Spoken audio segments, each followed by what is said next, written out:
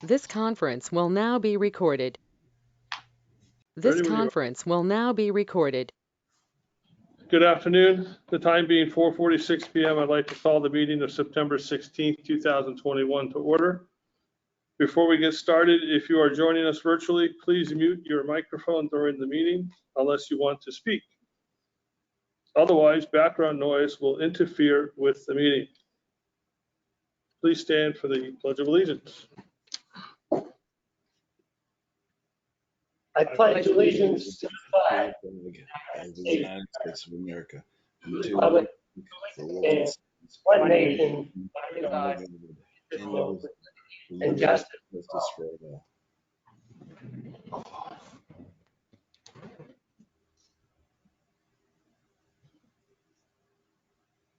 All right, first on our agenda is review and eventually approve the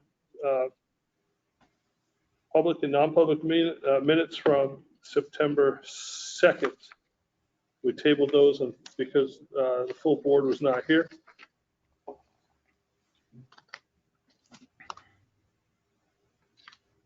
So I have the public ones.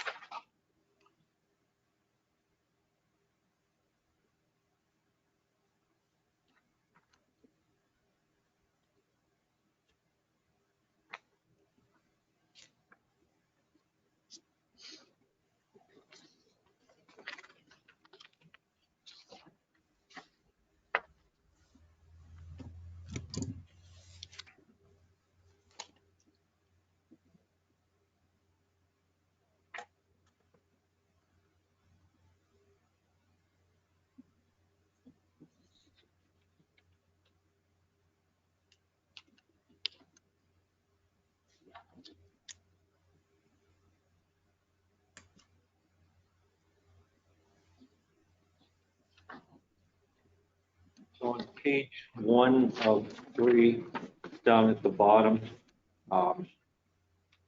says he also suggests the light on to be changed out to an LED. And in there before that, he reported that the light is not operating.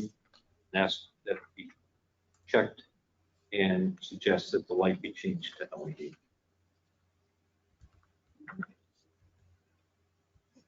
I can confirm that it's not working. I've got Thank mine you. 3 or 4 different times at night now. Different times.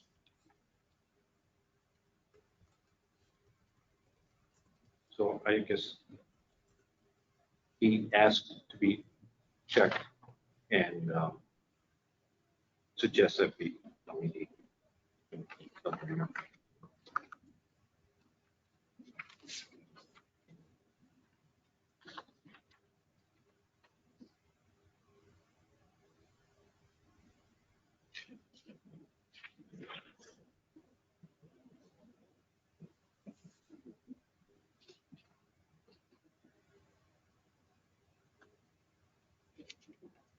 Make a motion, we accept the minutes as corrected.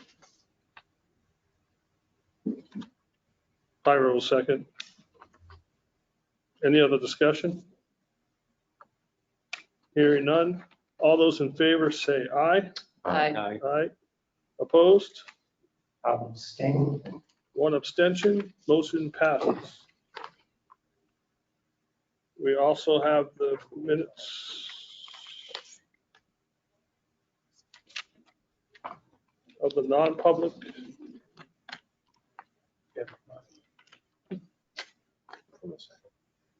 From the second. Non-public minutes for the second.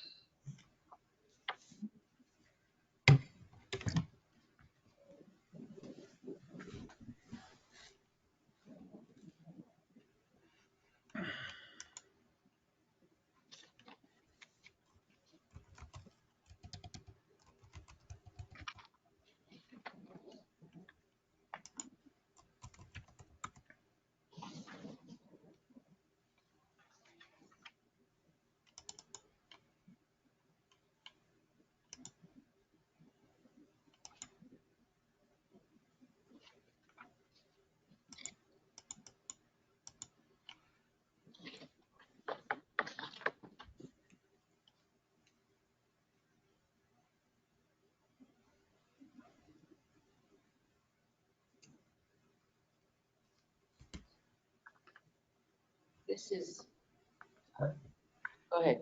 You go. The middle of the 2/3 of the way down, the second page. So it starts with Selectmen scammer. And you asked a question. The reply has nothing whatsoever to do with the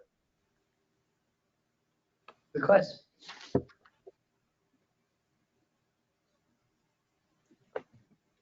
Other than I think she articulated that she hadn't thought about the statement.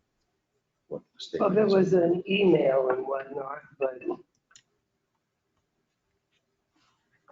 Okay.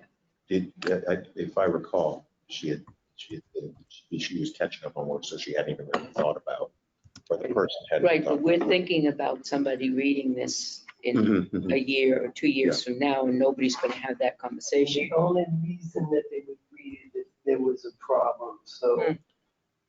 I don't think it's that big a thing. I really don't. We just ask for, to have a re-listen to those. No. Okay. No. I see there, right there in the sentence down below that one, there's mention of an email. That might have been the answer to the question, because Jeannie read an email. So that would be available because none of them are deleted. The issue that you're also with that? Yeah. Okay. The issue that I have is the beginning where number 2, and it states, it's sort of like generically, this is what, I can't articulate it. It's sort of like, because we're in public, but this is like an excerpt from each sentence that happened, but there's not a completion.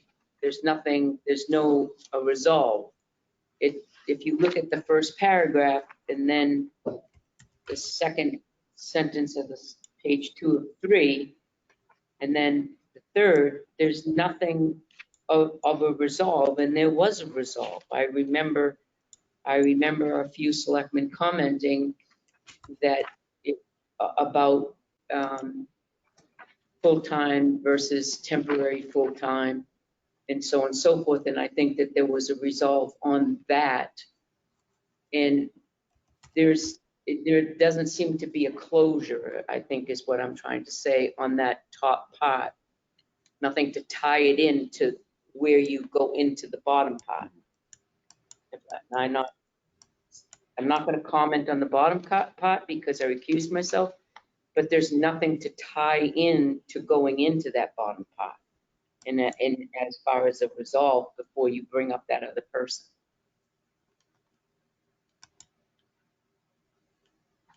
Well, maybe we should listen to the tape because I'm unclear as to whether there was a resolve. We talked to that person and the resolve was kind of based on that discussion in my mind. There was quite a discussion prior to that person coming up, and that's what this paragraph up here refers to. Yeah. Can we talk about it? Yeah. Yeah, no, okay. We put these aside. Better understand. We already fixed. You can't take them with us. No, we can't take them with us, but you want to give them back to me, then I'll give them back out. We have a non-public session coming up. Yeah, that's quite better. Nobody. We know what happens. We know what happens with this Run crew. for the door. It ends up somewhere, in someone's bag. Yeah, they don't trust us. I don't trust myself. We used to be Yeah, you were the able culprit. to come in and read them and then sign on the envelope that we've read them, and then it saves time for the next meeting. But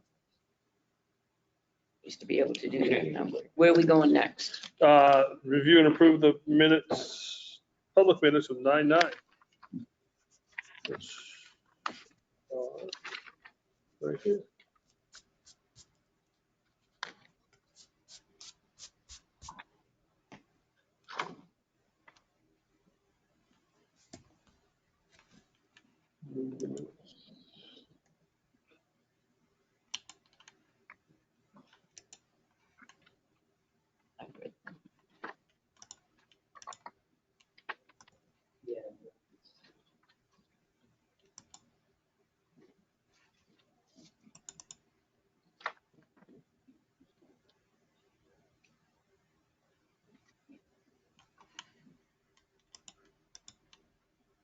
All right.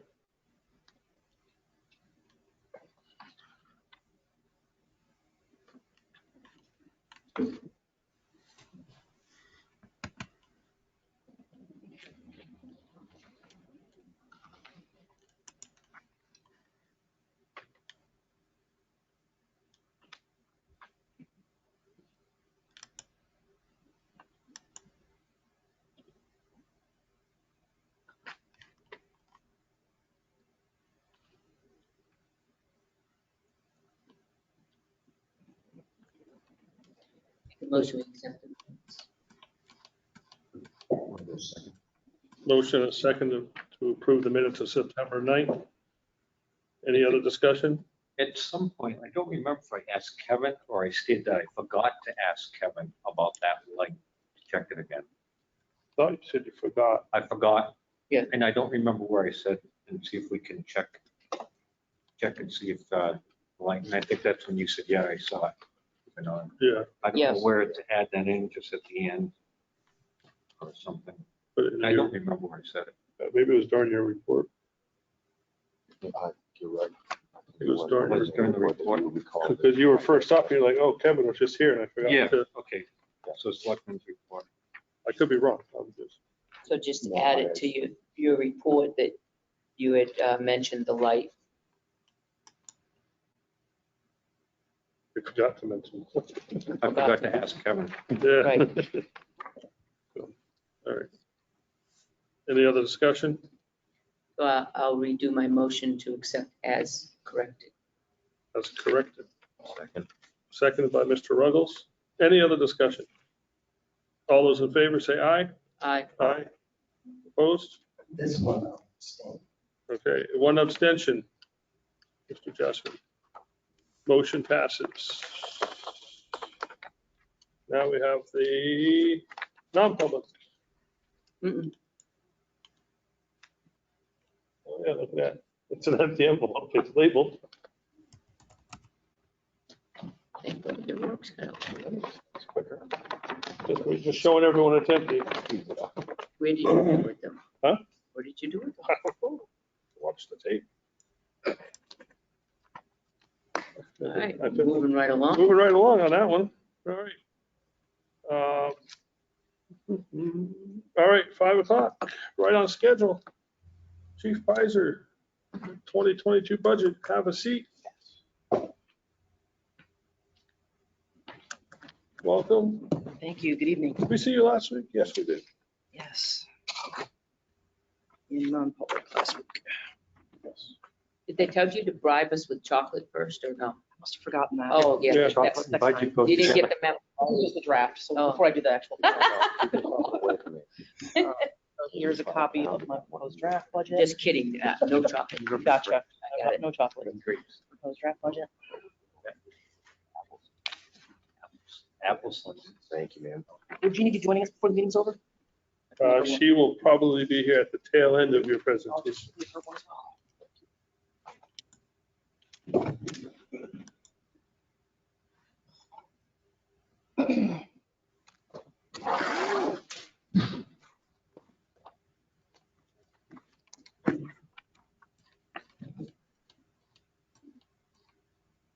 So I'm here tonight to present my proposed draft budget for 2022 for the police department operating budget.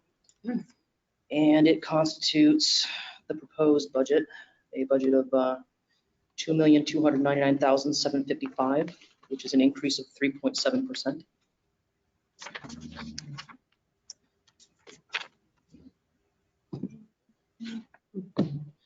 So I'm going to begin with the salaries and wages. You'll see at the top for both the chief and officer wages, same situation for both. There are some decreased salary expenses, which can be attributed to the high level of personnel flux that has occurred recently, and that's namely the diminished wages for the chief, the prosecutor, and the lieutenant. So there's a little bit of a savings there in the two top salary and wages categories. Moving down, and of course, at any time you have a question about anything, please just stop me and I'll. Ah, I had a question. great, yes. The third line Yes. went from $45,000 to $1,000. not negative, that's a It's an change. increase of Increase of 1,046. 1,000. Oh, Forget I said anything. No man. problem.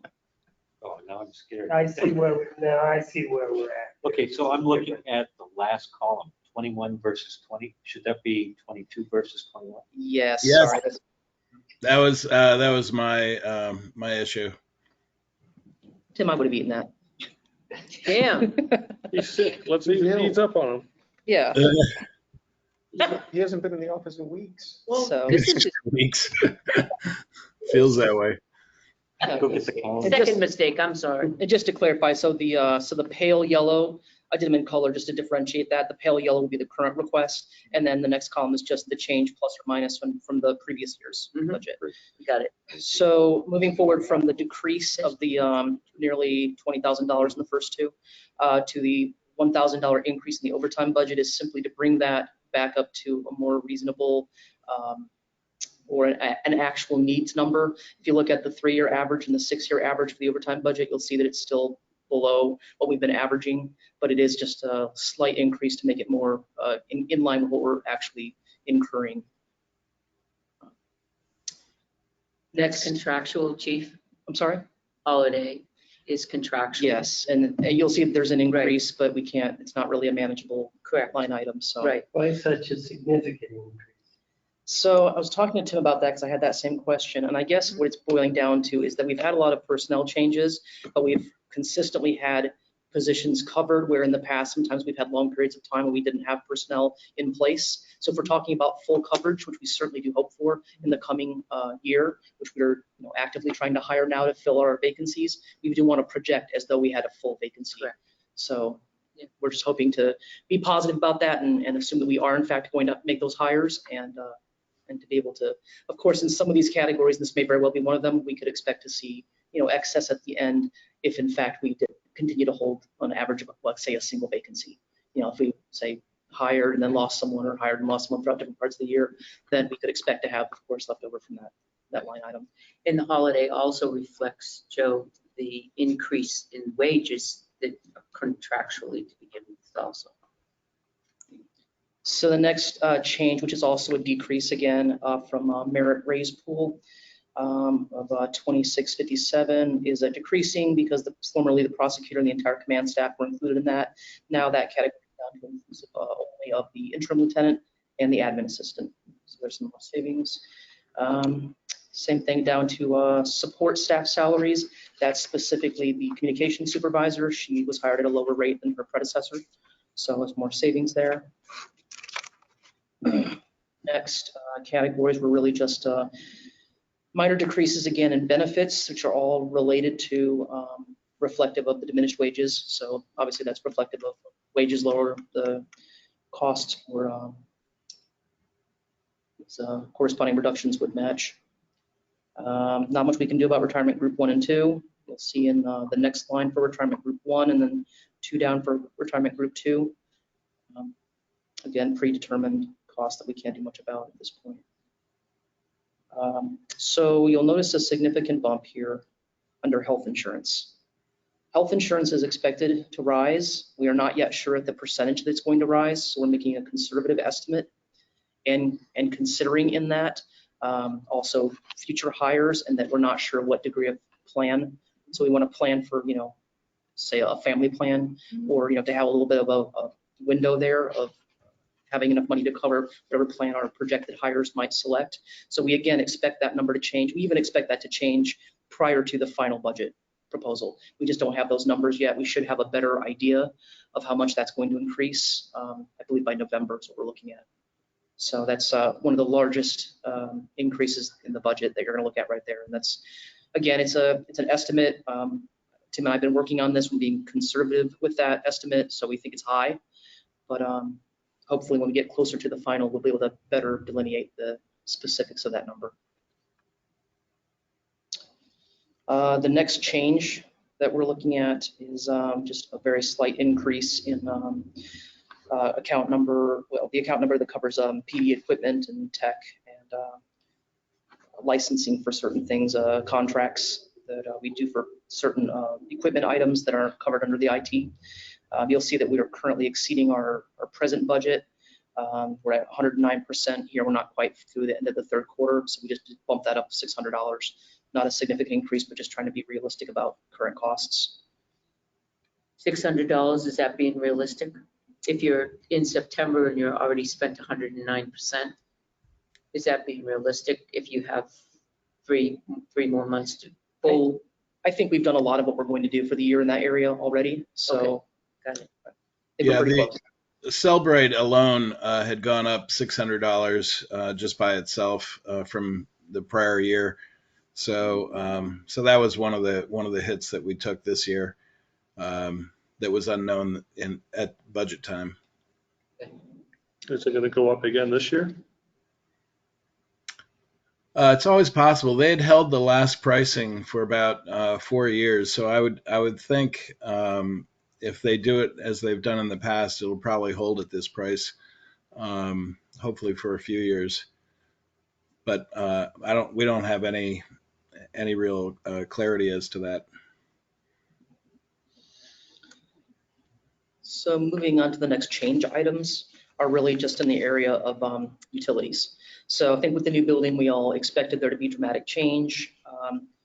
But Tim obviously did a good job ahead of time in the 2021 budget, starting to be predictive about what was going to happen.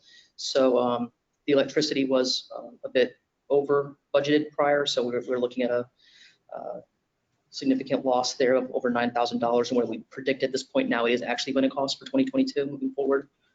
So still, expensive, much larger building, of course, but not as bad as predicted in that area. Whereas a slight increase the other way with the heat in the $1,500 range there, that prediction. Yeah, if I may just jump in here real quick, because the board is going to be hearing from our utility, one of our utility brokers, I think next week.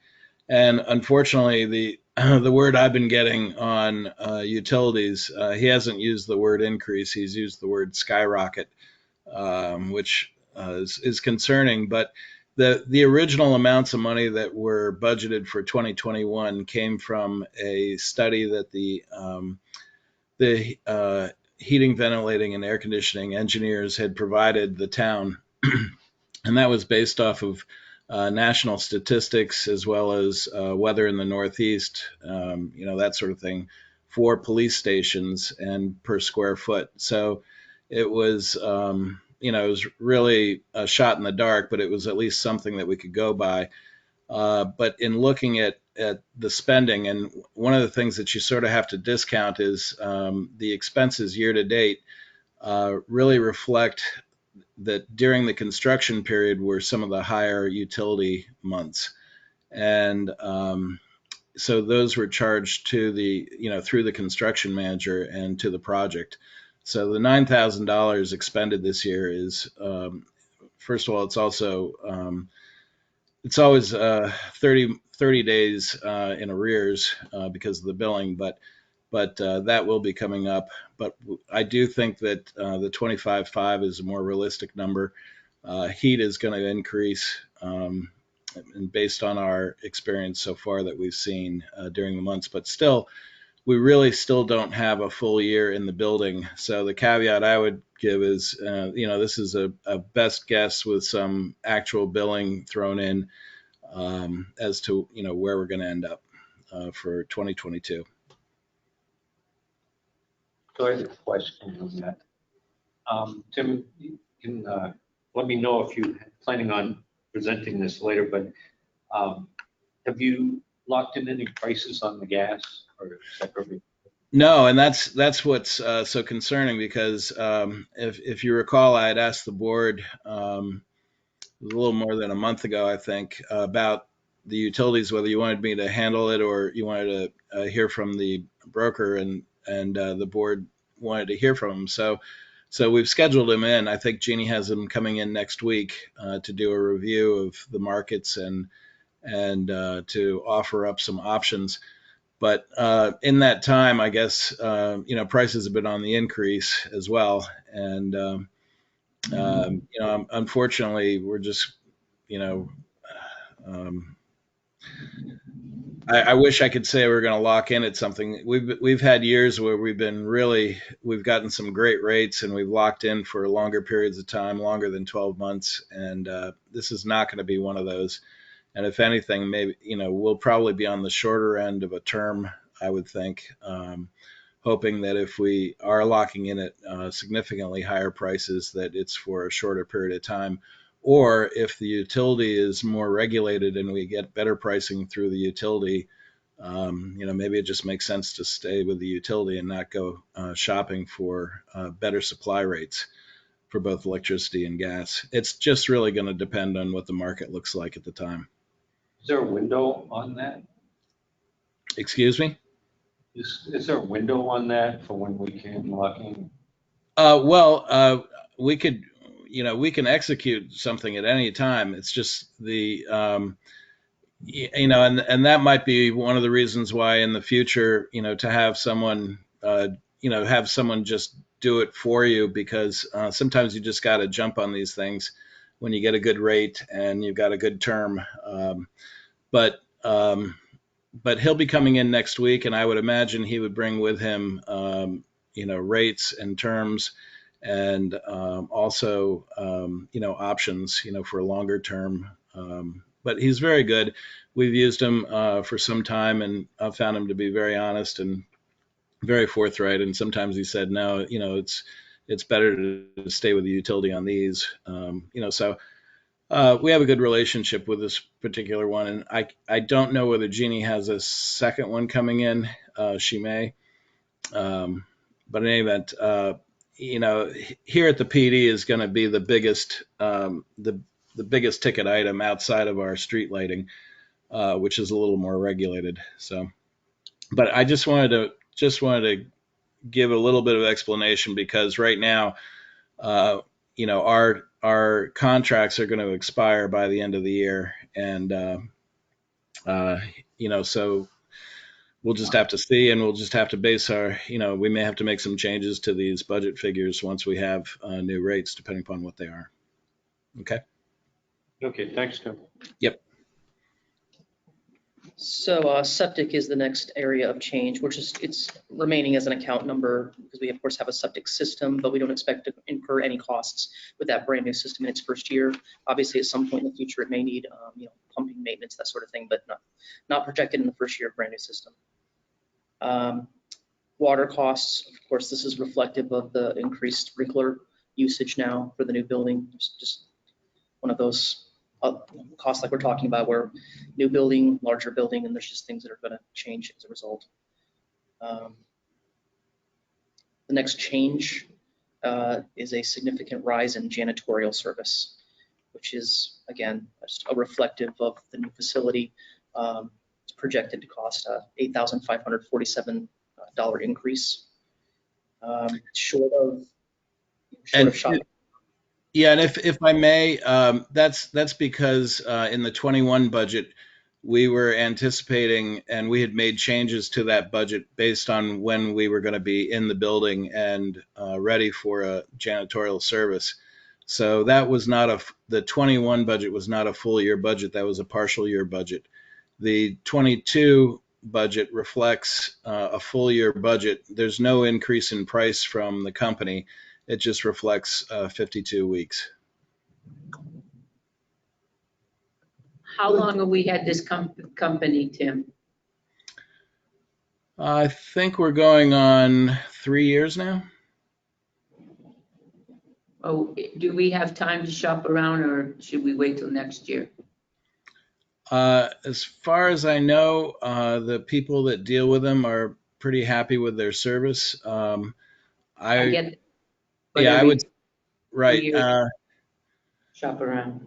Yeah, I would say, maybe within the next year, because, before the budget season next year, because, we've got the sanitation contract and other things that are probably going to be a higher priority right now through the end of the year. Got it. No, I do. I do know that they're happy with it. We're very happy with it at the senior center, but being fiscally responsible, we're still want to be able to shop around and see what else is out there. Right. That's, And the other thing that I've wondered from time to time is the frequency. There are times of the year when we need heavier cleaning and times of the year when lighter cleaning. So, and they have pared back in certain areas of the PD that they are not cleaning. So, in other words, those infrequently used areas aren't getting a twice weekly cleaning. So, maybe we can take another look at that too and sit down with them and see if there's some areas that could be done every quarter, say the archive room or other things that are infrequently accessed. what percentage increase does this represent, the $8,547? Oh, it's pretty significant from a percentage standpoint. What is that? It's going to be about 80% or better, 80 something percent. But again, had we budgeted for a full year in 21, it would have been the 18,000. And when I did the budget presentation last year for the board, I did note that as well, that, the extent that it was going to be. In fact, I think we even discussed whether it made sense to have because at one point in time we had a part-time employee doing the janitorial services for the different buildings and for the park. And we're getting back up in that area because this is just for the PD. There's also a line in the town hall. There's the Parks Commission that pays a portion of the janitorial service, and then so it's something that we're aware of for sure, and just have to keep an eye on, I guess. But yeah, the percentage is high, clearly.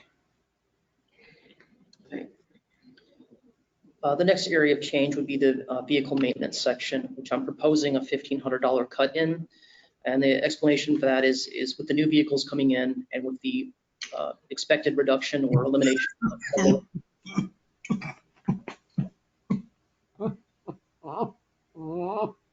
of several of the aging vehicles, we expect that to be diminished. I actually like to have taken more off of that, but if I can explain, we're at 97.8% of our vehicle maintenance currently. Again, not even done with the third quarter yet. So we're going to exceed the $18,000 budget for this year for vehicle maintenance. And that's, again, just reflective of what I've been telling you since I got here, that the fleet is in poor condition. It's costing us a lot of money to maintain it. I would have liked to have cut more than the $1,500 from this budget, and I really tried to find a way to do that. But realistically, if we're going to exceed the $18,000 this year, which I expect to end up being probably 20 or more before this year's out, I think that what you're really looking at there then is if you're saving $1,500 from the 18, then really you're saving more like $3,500. And I think that that's reasonable with the two vehicles we've already ordered and the third I'm about to propose in the next line. Man. Yeah, go ahead. So I have two questions, the gasoline and the vehicle maintenance. So if we're ordering two brand new vehicles, which we're going to send two to hopefully to the graveyard, then I don't get, I say we only, but we only have a few more months on vehicle maintenance here. We have two brand new vehicles and hopefully a third next year. So that would cut down significantly with vehicle maintenance, at least for 1 year, at least getting by that until the following year on vehicle maintenance. And so I would like to think so, but I think as I've tried to tell you, as I've presented before, is several of the vehicles still remaining in the fleet are so high in mileage and that we're still experiencing.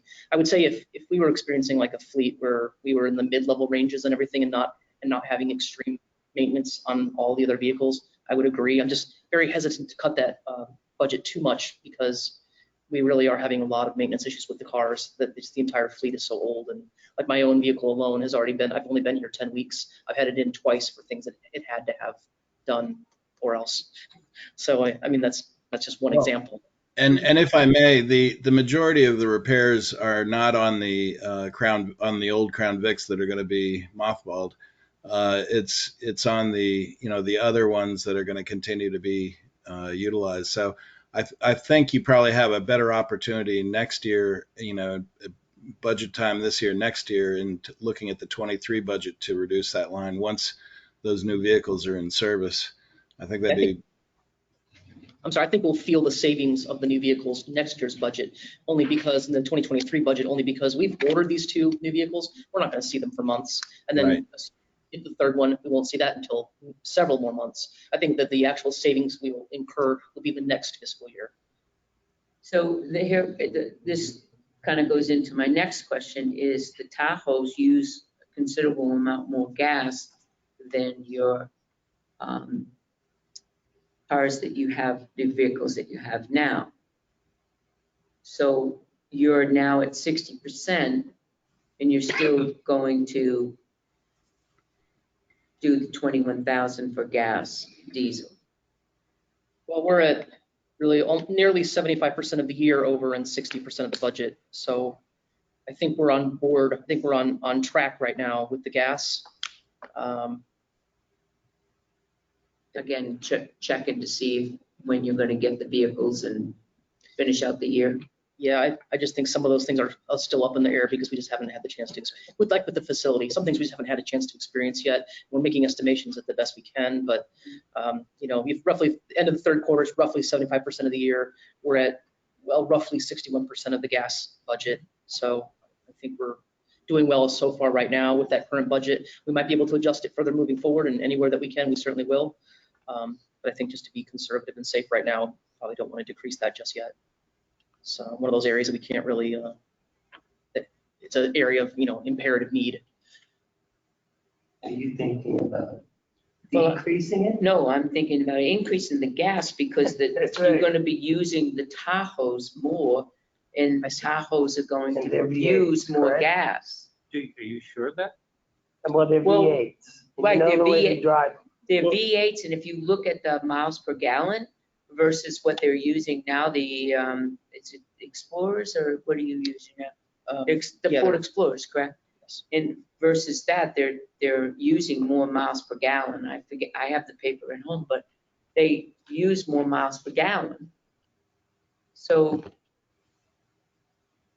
Do these Chevys, I remember I rented a Suburban a couple of years ago, and it was a V8, and it, like when I was on the highway cruising, it would drop down to a 4-cylinder, and when as soon as you stepped on the gas, it kicked back up to 8, but it improved my gas mileage. Like I was getting like 22 to 24 miles to the gallon on the highway, and obviously it's different local because you're not really going to cruise, but I didn't know if that has. yeah, your stop, start here. Yeah. I'm not sure what the gas mileage is going to be like compared to what we're experiencing, but I'll look into it for sure for the final budget. I'm just really concerned in the opposite direction is the vehicle maintenance, because you're at 60% now, you're going to finish out the year, and you have new vehicles that are, We're at 97.8%. Yeah, we're at 98% of our vehicle maintenance budget. We're about no, the Yeah. gas diesel, So 61%. Yeah, we're a little bit ahead. Except for what happens if gas is $3.50. Right. The market is so crazy. This, Well, we'll pull it up. Well, I can tell you that the difference between a 2018 Explorer and a 2022 Tahoe is 1 mile per gallon on both ends, on the city and highway. So it doesn't appear to be significant, but at least that's what the ratings are. An 18 Explorer versus the 22 Tahoe. what are we looking, wait, hold on, V8? John has his hand up. Yeah, that's right. The other part of it is we do have less commuter mileage. No, With the Chief's take car. home cars. We may not though. It depends on where people locate. It depends where the chief locates. It depends on, where we have people. Well, I don't And think then we you can, learn. I don't think we can really change that, but maybe Right, we could just look exactly. into it. And if we have to make adjustments, make. I can tell you for at least the coming fiscal year, I'll be expected to live in Northfield, entirety of the year. So at least for 1 year, I can kind of propose that it should probably be close. That was Huge. I have a question going on vehicle maintenance. I know in the chief for the fire department, he takes all of his equipment, all of his vehicles, and he figures out what he's gonna need for maintenance and how much those maintenance are gonna cost approximately for the year. And that's like his baseline for each vehicle. And then there's an additional amount that is out there. It's kind of like an open amount, so that it's not saying that, well, we're gonna put, $2,000 into, car 6 or something like that. It's a dollar amount. And then when car 6 all of a sudden needs a new catalytic converter or something, okay, now we can take that $2,000 and put it towards that vehicle, so we can see what we're spending on the vehicles, so that we can identify the problem child. And I don't know if you have a list of what you actually are spending on each vehicle, but I actually kind of like that method. But yeah, it's not broken down by individual vehicle, but I mean, I think we can obviously see it's very high for our vehicles this year because of the, I bet you Kevin What he keeps spent on meticulous each records vehicle. on yeah, each vehicle. it would just be interesting to see, which vehicles are the, because like here, the fire department is gonna have this year, hopefully next month, a new engine. So we know that our engine costs the last 3 months of the year will be very minimal. But we're band-aiding to get to that point. And then next year, there's a new ambulance and a new engine coming online. So you're looking at those budget line items, and hopefully there's a reduction. Please, Maintenance, right? please. All right. So I don't know. Scott, Mr. Ruggles. Just so we can, in terms of the gas mileage piece, are we getting the V8 with, is the 5.3 or 6.2 liter? Because there's 2 V8s that Chevy has. I'm not sure, but I'll get all the details. Yeah, because there's a significant drop in MPG with the bigger one. liters. That's correct. Yep, that's correct. I didn't know there was, Yeah, there are 2. We have 2 engines. I'm V8s. not a Chevy fan. I just like. So your bus is Chevy? Is it your bus is Chevy? Yeah, I'll find out. Thomas, is that a Chevy? It's a Bluebird. I'll So- give you a Is that a Bluebird. Chevy? Can I get so can I get some feedback on the vehicle maintenance proposal regarding, you're thinking the diminishing of that budget for the 1,500 is ill-advised, or you'd like to see more? Any feedback on that? My suggestion, Maybe 1,500. that, look at your numbers, try to get with Kevin and see what we're spending on the vehicles that we're keeping. You know what I mean? And something reason to reflect that. I hate ending up with money at the end of the year, because we've already taken it out of people's pockets. Right. Our pockets, potentially your pocket. We should move it, right? And so I don't want to raise anything we don't need to. So that would be my personal. I worry, as you were articulating, Chief, is that we're getting 2 new vehicles online, but you've got those aging ones that might cost you a little bit more next year or so as we start to get them off. I don't think you've made your point Yeah. that we're not going to get them right away. Yeah. So, and I think that We've ordered the first 2, but they haven't yet given us a projected delivery dates. personally, I think I would hold that. I would hold that. I'm concerned about the gas, but I would hold the vehicle maintenance to what it is right now. I would, to me, I would level fund it, but that's on my own personal thing, because vehicle maintenance, we don't know when your cars are gonna come in, and so. And I'll do some research on both the gas mileage and the costs, the vehicle maintenance costs. Yeah. Which brings us to really the only discretionary item that I'm requesting in this budget, and that's the 3rd vehicle that I proposed to you before. We are considering, so I'm listing it in at, well, the entire equipment purchases list as 47,000, 45 of which would be attributed to that 3rd Tahoe. What we're doing is we generally have a an average, a 3-year average coming in right now at 24 grand is what we're actually generally coming in at with our detail fund. So we made a very conservative estimate of 16 and saying we're confident that we could devote 16 to it, to the purchase, and then asking for 45, obviously with the understanding that, again, that may be more than we end up needing. If we end up coming in with 24 or even more and have a good detail year, we're obviously going to devote that money toward that third vehicle purchase, and not need the entire 45, but we're trying to be reasonable in that estimation. But that's, again, the only discretionary item that I'm requesting in this budget, because I just feel very strongly we have to fix this fleet situation. I just don't see how, in the absence of coming in with these 3 vehicles, we're going to do that long term. I think we're just going to keep on having this continuation of the same problem with the excessive mileage and trying to catch up with 1 vehicle at a time. I think this is a good place to start from if we can get this 3rd vehicle in this general 12-month period. I think from that point forward, we can make progress and no longer have to deal with these issues. But again, it's the only thing I'm really asking for from an increase standpoint, doing everything we can do to supplement that with the detail funds. And I do expect that number to go down. It's just we want to be conservative about our estimation. So we're really estimating 2/3 what we actually think we can contribute end of year with the detail fund. Which brings me to the last cut we're going to attempt to make. We've had some excessive legal expenses over the last 3 years. I'm talking to Tim and I'm trying to understand where some of that's coming from. CBA. Yeah, obviously we're not negotiating a CBA this year, so we should have no legal costs associated with that. And then we really don't have any ongoing threat of some of the personnel issues I won't discuss here that I know have incurred legal costs in the last couple of years.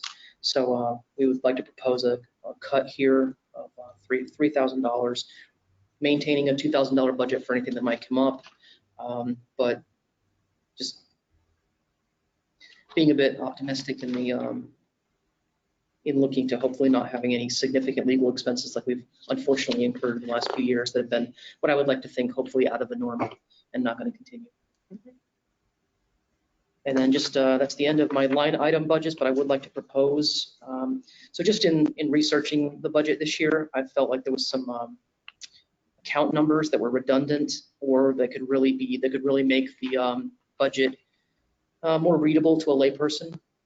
And they're just combinations that made sense. So I'd like to propose additionally combining 3 different account numbers.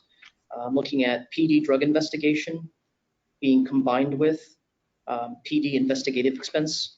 I don't really see any reason why drug investigations should be accepted from normal investigation expenses. They're all really 2 parts of the same thing.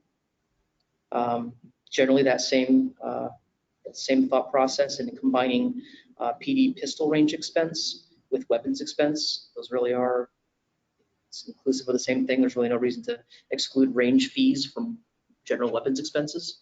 So I would just suggest the combination of those 2. And then lastly, PD immunizations. Looks like it's an account that's has a very small budget and it's used very inconsistently. I would suggest combining it with the miscellaneous expense account, since it really isn't a consistent nor a large budgeted item, so that in the event there is some reason to have an immunization budget specifically that's not covered by the healthcare plan, then maybe those 2 could be combined. Again, not imperative, just in the hopes of maybe taking a look at it and streamlining it a bit so that it's more readable to the layperson. They can better understand it. One of the things the line 99,650 PD drug investigation, that was $100 was put in there to use for buys, and that's why it was kept separate. Okay. It was just specifically for that. So maybe talk to Tim about it. To see if there's some legal reason that it needs to be accepted. Yeah, why it had to be kept separate. Yeah, actually, so I've reviewed all these changes that the chief would like to make, and I see no reason why we couldn't do it. In fact, I'm happy to see it because it gets cumbersome, going through some of these smaller lines when there's very little activity, and if it makes it easier to read and has a similar purpose, I don't see any reason why you couldn't do that. And if the board is in consensus to do it, I can draw up the the paperwork for your next meeting for you to sign, because this would be part and parcel of, like budget transfers and that sort of thing. So once, let's say, drug investigation and investigation expense are combined, you'd be not only combining those into the investigation expense line, but you'd also be authorizing a budget transfer from the drug investigation line to the investigation expense line. So, as I said, with a consensus or a vote by the board, I could have the paperwork for you next week for those changes that the chief has proposed, if you're in agreement. How are we going to know the difference when you have, for instance, training pistol range as opposed to weapons? I mean, that's a much larger budget. I mean, pistol range expenses, nothing. But That's kind of why I don't. I'm sorry. I know, I get that, but weapons expense is significant. I mean, that's $4,500. So, Tim, how are you going to detail that in the same way that you would detail the larger amounts, the larger line items? No, so really you wouldn't have that kind of visibility into the separation unless you were to look at a detail expense report of that particular account to see how much of it was for weapons expense and how much of it was for range expense. Okay. So you would, I mean, the majority of that obviously is going to be the weapons expense based on the budgeting. And as you know, in the past, the Sergeant Penault has been successful in using, different locations where there's no cost to the police department for the range expense. So he's worked hard using different other PDs, to do that. But occasionally we do have to have the actual expense of going to the range and paying for it. John? So, as you know, it's not the selectmen's budget that gets voted on at town meetings, it's budget committees. Yes. So I'd like to have their input on what the line changes mean to them, because they're the ones who have to have the hearings and explain everything to the public too, and sit up front. Understood. So I think they probably would be good for it, but you don't want a budget committee guys right here, it's first year. I'm the new guy. So, yeah, I'd like to hear their input on it. Sure, understood. On the budget generally, does anyone have any other questions I could go over or answer? Or anything? Yeah, legal expense. Let's go back to that for a minute. And although there's nothing necessarily on the horizon, you'll see that our 6-year average has been close to $5,000. And it's not quite that right now. And I don't expect that we're going to incur any large legal expenses in the next 3 months. But to cut $3,000 out of it seems like you're going to come next August or September. History says you'll be pulling money from another line. Yeah, I have spoken with Tim about that at length, that proposed cut. And while of course there also was a town budget for legal expenses that we could, if we had to, additionally utilize should something really unexpected occur. $2,000 isn't much lawyer time. Well, I can tell you, Joe, that the history there, the 3-year and 6-year, if you recall, not only did we have a negotiation, but then we had an impasse, and so the combination of those, wore on for some time. We're in our second month of a 3-year contract that looks to be very solid and well liked for all intents and purposes. So I think it's advisable to reduce it some, but you know, because and mainly because we're just starting this new cycle. We're 2 months into the new contract of a 3-year contract, so we should be okay. I disagree. I don't often disagree with Tim, but the last couple of years have been, you had the impasse in the contract negotiations, but we're looking at a 6-year average according to your paper here.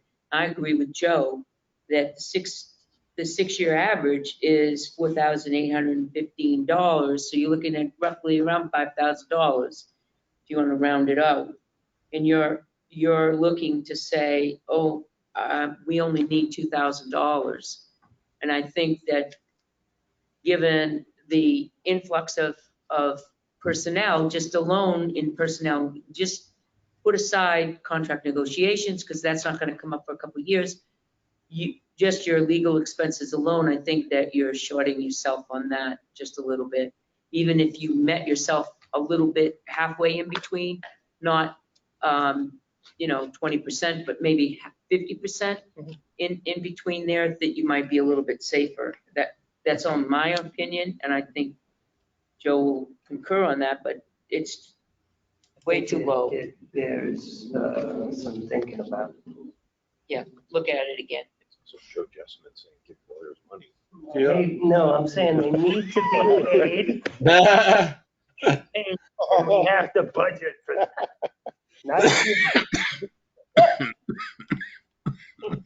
Don't make him cough. I would look at the last 6, truly look at the last 6 years and see what it is. what we spent money on. It's actually what we spend money on. Yeah. Tim can give you that, whether I agree with him or not. That is all for that. If there's no further questions, Nice budget. Nice budget. thank you. Take that. Thanks, Chief. Thank you. Well, that went fairly well. How'd that happen? Still early in the process. Yeah. Really good. Early in the. Thanks, Chief. All right.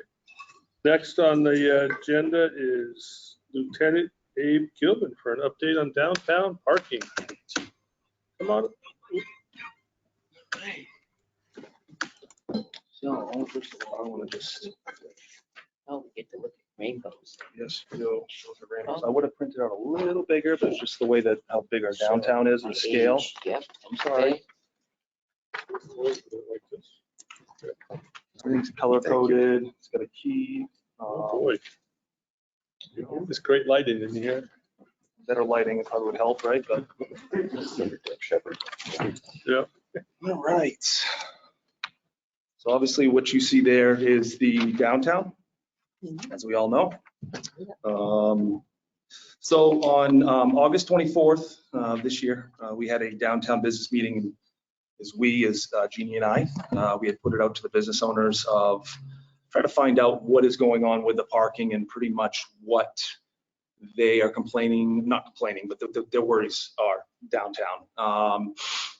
So I think it was Jeannie's idea to kind of get everybody together, the business owners, and kind of have a meeting of the minds to see what direction and what issues we maybe haven't thought of and what they're seeing. So during that meeting, we had roughly 8 to 10 business owners that showed up to that meeting. We did put out some flyers, had officers hand them out to the business owners. So we didn't get a huge amount of people, but we got the majority that are vocal of the business owners that kind of have been in the area for a long time. And one resident. Yep, you're correct. So pretty much what it is the complaints that we got from the business owners are, their worries were the changing the 2-hour parking. We have a lot of 30-minute parking throughout town. I mean, I wouldn't say a lot, but a lot of our businesses are longer, or you would stay longer than 30 minutes. Casamigos, the salon, Brian and Lawrence, you're obviously going to run in and go out. That's not an issue. Mr. Lawrence was there, so we did have a conversation. So some of them were saying the parking and how long the spots are. And then what I'll do is I'll just tell you what the complaints were and then what I'm proposing as a solution and which ones, because some of them we won't be able to tackle today. It's going to take some time. As you remember from the parking permits and the ordinance that we did a couple years ago. So another thing was the signage for the parking. So the areas, nice big signs that say parking for people that are parking in the lots, distinguish kind of the lots of how they're laid out. Right now we have like D lot, B lot, C lot. They're pretty plain Jane. They all kind of blend, and obviously if you're going by them fast and they're far away, you don't really, something maybe color coded, and then we can talk about that. Parking lot, we heard about parking lot D, so we obviously know that's off of School Street right here. The municipal lot is, or municipal parking is on the, the north side. The other side, we've kept obviously no one parking on that overnight, which helps Kevin with snow removal in the summertime, in the wintertime, and then it just keeps the overflow overnight and people leaving their cars there. So we had some residents that were kind of asking about why that is. Lighting through some of the lots, so when they're coming and going. It's really dark. We've heard down on Tryon, a couple of those areas there were dark. Down on Lot H, which is going to be behind Tilton Pizza, or pretty much head first, all those businesses there. And then residents living downtown parking on Main Street during the day. We got some of those. Blind spots between Rescue Lane and Tryon Street. So when you come off of Rescue Lane, it's hard to see those two spaces that are right in front of the church. It's hard to see left and right. And also the same issue when you're coming out of Tilton House of Pizza, the horseshoe that goes into Lot H. When you come out, it's the same two spots that are right in the middle. You have to really nose out to get it, a motorcycle or something like that. So we kind of heard that. And the last thing was pretty much just getting more people involved with the Tilton Alert, so that we can put out these messages to everybody, what's going on, and getting more. And we incorporated that with the ordinance. So when people buy the stickers, they actually get that. They can opt to sign up or not sign up. So we have a lot of people on that end. So what I'm proposing, so let's jump back over to the 2-hour parking and the 30-minute parking. I know that was a big contention, and Mr. Lawrence wanted that spot, or a lot of it is he doesn't need a 2-hour spot in front of his store. That's not part of it. The spots that I would be looking at are, there's actually 5 spots.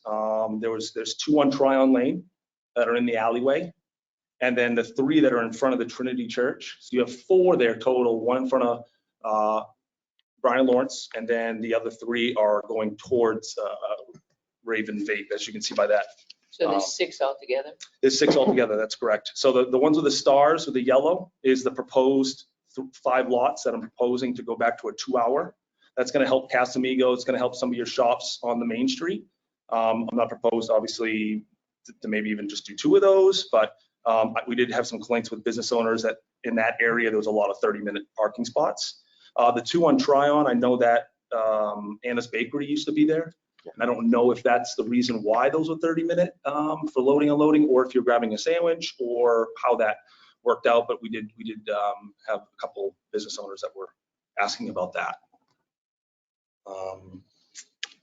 So again, with those 30-minute spots, a lot of those businesses take more than 30 minutes. So I don't know what you guys think about that. Yeah. First off, Lawrence came to us and to the board, and we agreed to the 30-minute in front of his business not too long ago. What was it? 15 in front of his. 30. 30. Yeah, 30. Yep. 30, and I don't know how long ago that was, when maybe a year? Maybe 2. 2 years? Yeah. Maybe. But on Tryon, next to the church, there's 2 parking spaces there, both are handicap spaces. We negotiated those spaces with the church when we did the parking ordinance with Sandy Plester and myself, and it's another selectman, I can't remember, when we actually did the first parking ordinance. And because we plow there, we have use of those parking spaces. And as a matter of fact, one of your businesses, employees park there Mhm. on one. And then it's open to any handicapped person that will park there. And a lot of times a handicapped person will park there and go into the salons over here on the left. And that should be town parking. No, that's not handicap. Either of those spots are It's handicapped. on the wall of the church. It's on the wall of the church. Oh, yep, the handicap. church. Yep. No, I was talking about the other side, which is the But business.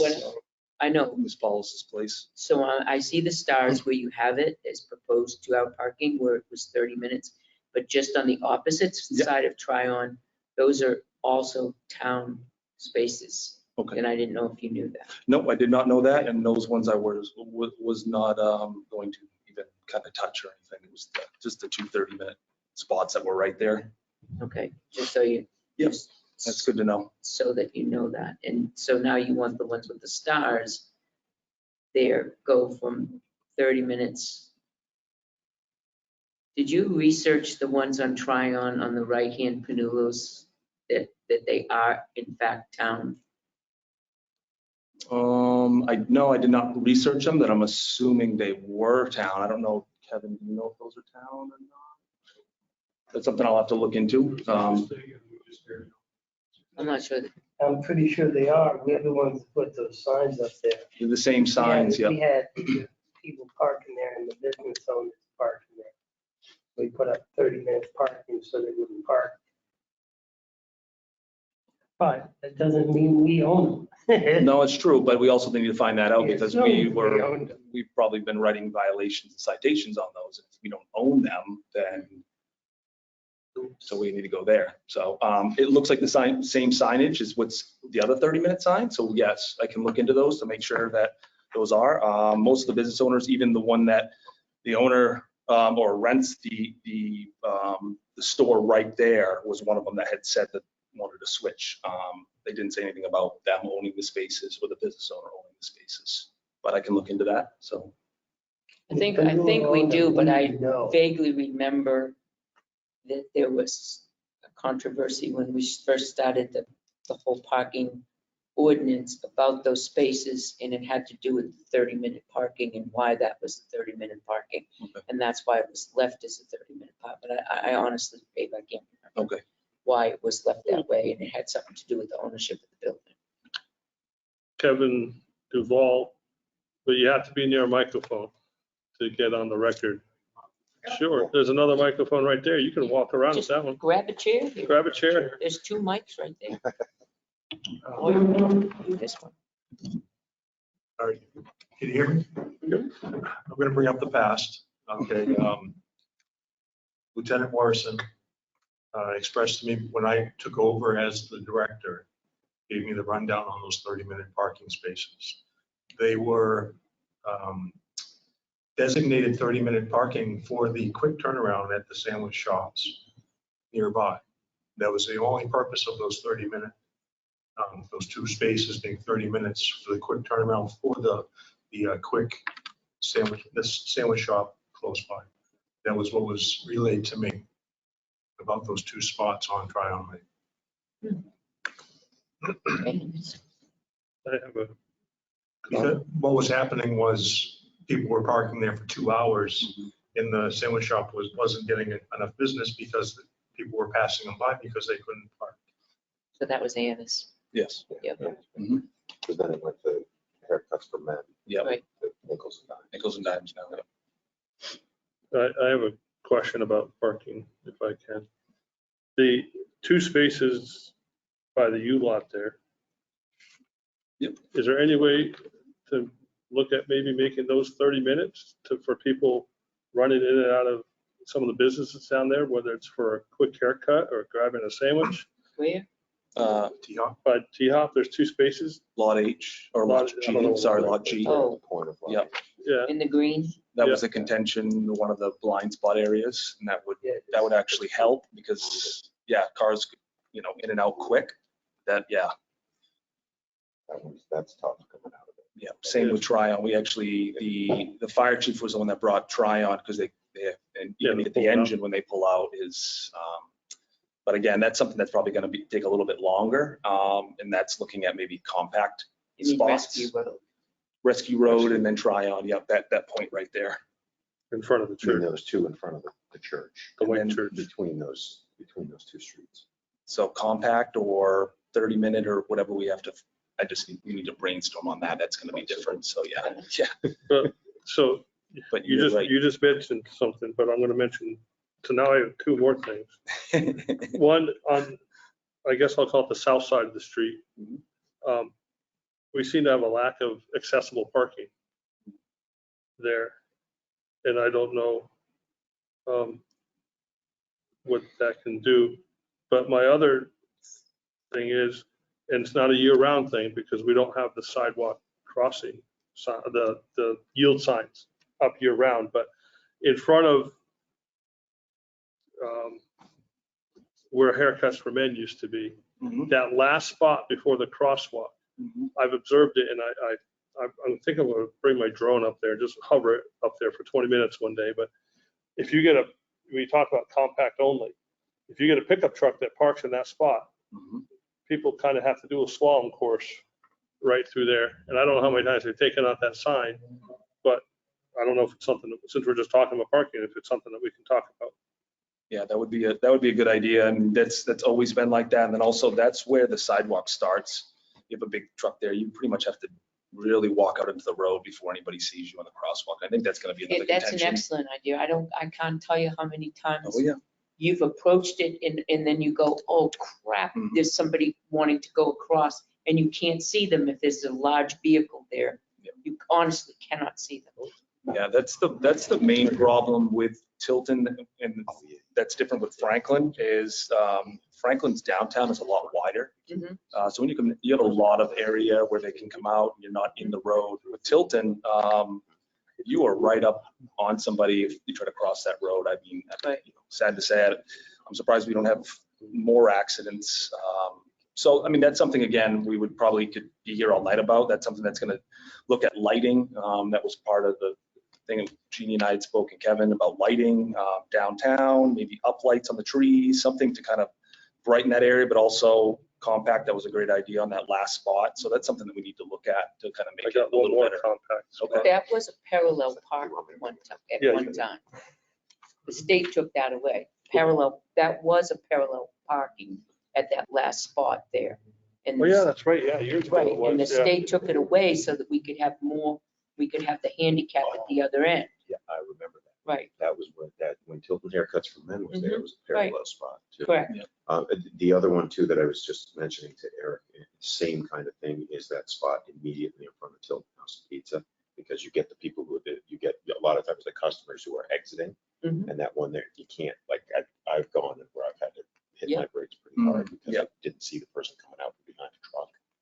Especially That's a after a tough one. couple of beers. So, People coming away from Tilton House of Pizza might have drank beer because they do serve beer at Tilton House of Pizza.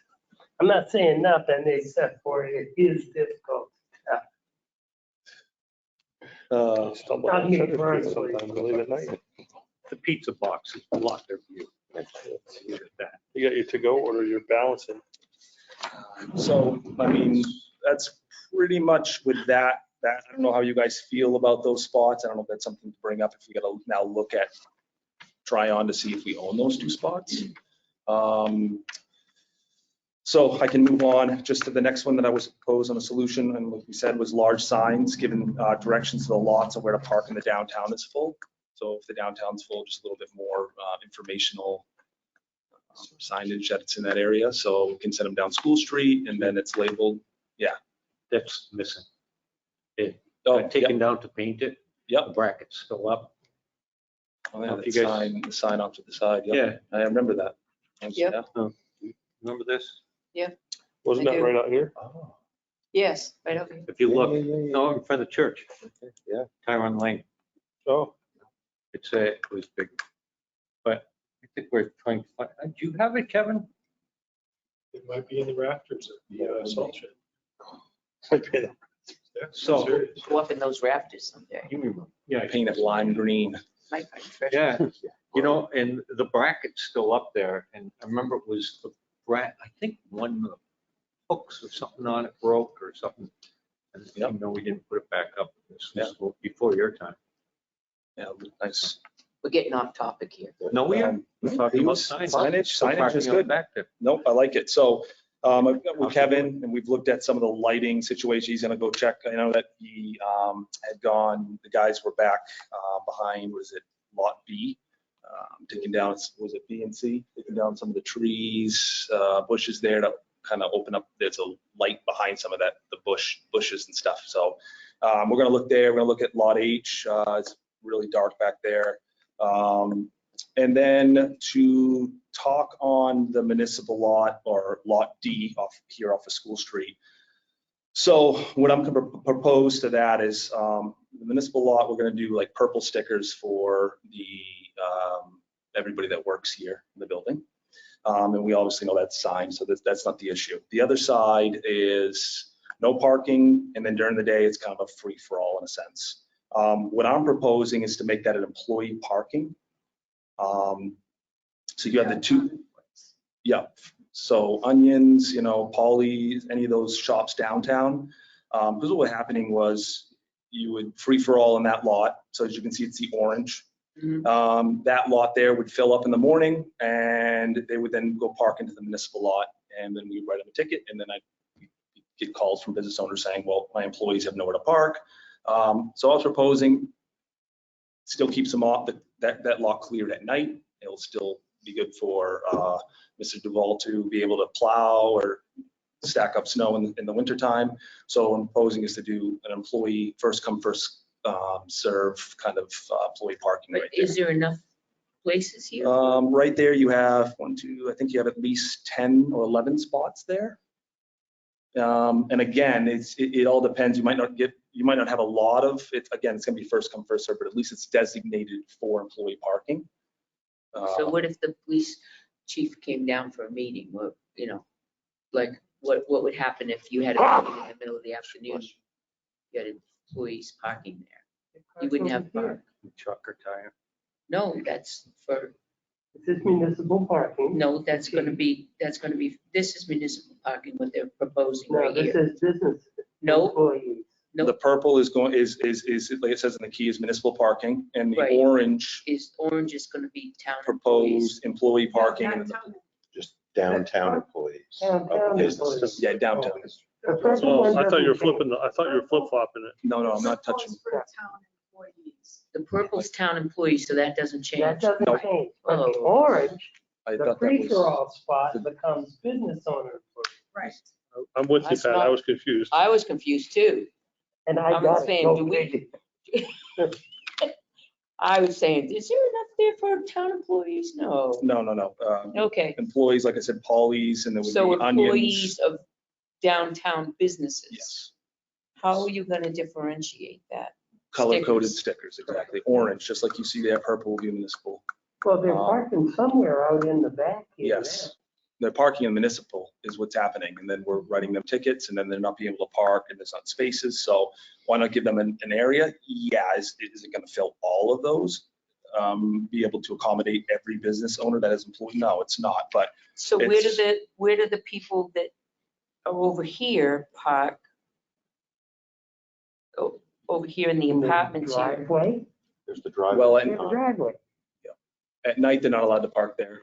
It's completely open at night, so wherever they park at night, they would park during the day, the So same over place. Yeah, there's, And walk up there? well, there's also in that, if you're talking that one apartment building, immediately across from that lot is a driveway to the right.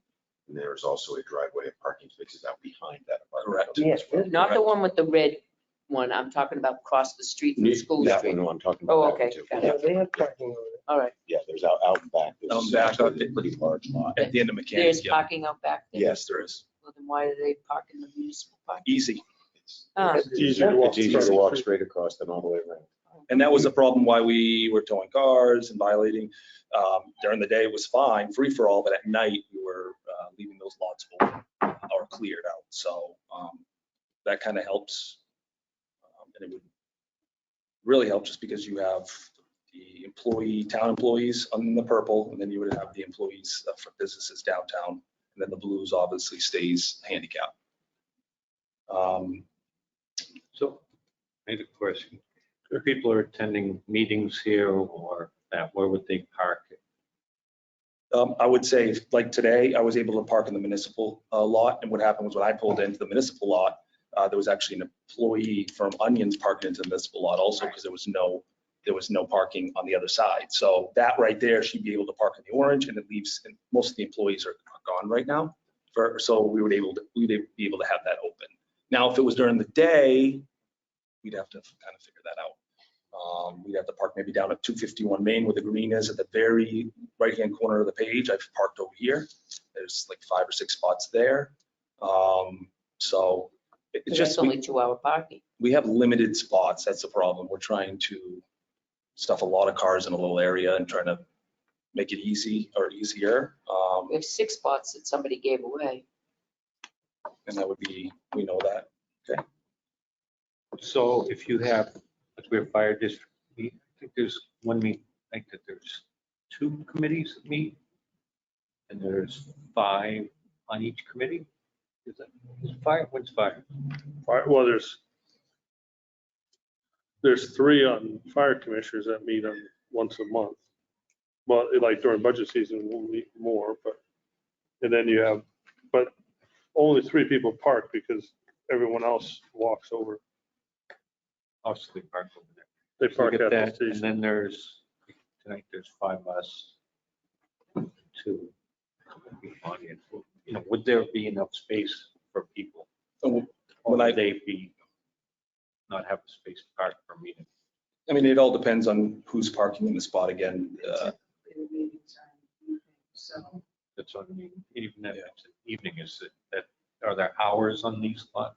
On the Municipal, there are. Okay, so that would Yep. stay 75. And there were a lot of spaces still open, and I was one of the last cars to park there for the meeting. So Is Onions open tonight though? Onions is open tonight. Yep. So, I would say go ahead with them. Personally, my opinion is the change up at the municipal, making that. I really like that change. The 30-minute to 2-hour parking, definitely in front of the church. I have a concern on the Tyrone Lane one. Mhm. Only because there's some research we need to do on that, I think. Just in my head, I just can't think of it right now, and that would be my only concern there. And then I would go ahead with looking at the 2 in front of the T-Hop, making those a 30-minute. And definitely signage. That's my opinion. If you'd like a motion to that, I'd make a motion. Jeannie's got her hand. Jeannie? Lieutenant, did you have a specific ask of the board tonight? I know you've gone over a lot. Is there a specific ask of what you wanted to try to get done tonight? Yeah, that was from the chart. I just wanted to see if I could get the municipal or the employee lot, so the orange lot off of D, and then also those 30-minute spots. Switch those over. And I had one more thing that we could touch on, and one of the big gripes was town residents, permit holders, so people that are living downtown, the permit holders. After a certain time, what they're doing is some of them are parking downtown. So they move from the back lots and they're parking downtown, and that was some of the business owners' issues. So do we put in, going forward, do we put in the ordinance that resident permit owners are not allowed to park on Main Street? If they have a stick, they have to stay in those back lots. I mean, obviously, if you're unloading, if you're loading your child up for school or anything like it, that's different. But what's happening is they are moving, and I just want to brainstorm, but if they'll move their cars in the morning some, and then they'll park downtown. Yes, the police need to go do our 2-hour, but then they'll just move the cars. I mean, Officer Policy informed me of that he's got several people when he's walking downtown, they'll move their cars just like they do in California, New York. They'll just move your car down after chalking it, move it roll it forward. It's like spiders going. Yeah, so to keep that, Liz goes down. if we can try to maybe put that in there, I don't know, but that's something that we'll have to kind of dive into, just like we did the full ordinance a couple of years ago. So I don't know if you have any ideas on that. We tried to do that when we first did the municipal parking and said that no business or no businesses can do that. And we got stopped because we said they said that it wasn't legal to do. They have a right as any other, whether it's a business owner or a resident. If it's 2-hour parking, they have a right for 2-hour parking. So I don't know, can we check into it now? We have a lawyer. Yeah. There goes the budget. No, we gotta pay him No, anyway. but things might have changed from, 10 years ago when this first came out, but I agree with Abe. I've seen it over and over and over again. As soon as Liz or Noel go out there with the chalking stick, it's just like ants. Boom, they're all coming out, moving their vehicles. You can just see it all the time, over and over again. However, when you write it into a piece of paper that says you will not, that takes some type of a civil right again away from them, and I'm not sure we could do that. But let's check into it. Let's check into it and see where we stand with it, because we've got to come up with something, because it's not right. And then in the winter, they'll say, oh, we're all free, and then they park down there anyway. Yeah. Because there's nobody out there walking the beat. Yeah. And then we had talked, now that you just said that, walking the beat, with obviously our staffing, we're doing better, and every day, I think every month, we're getting more and more. But we had talked a while ago, Pat, about maybe next summer, or we can bring it up again, is having some kind of a parking enforcement officer, someone part-time, that it kind of helps that, and we can kind of brainstorm and throw some ideas on how that would work. I don't know if you guys are like the idea of that, but I know that the town, we brought it up a little bit with the business with this meeting, and very receptive to that. So I love the idea, because you could pay for that person just in the tickets and the income that you have coming in. And it frees up the downtown for people being loyal to the businesses downtown. yes. And now their economic feasibility is increased. Did I say that right? Yes. Their businesses have customers now. That's exactly right. This issue is not just a parking issue, it's an economic development issue. Yes. Absolutely. Yeah. Fix this problem, Mhm. we can help businesses.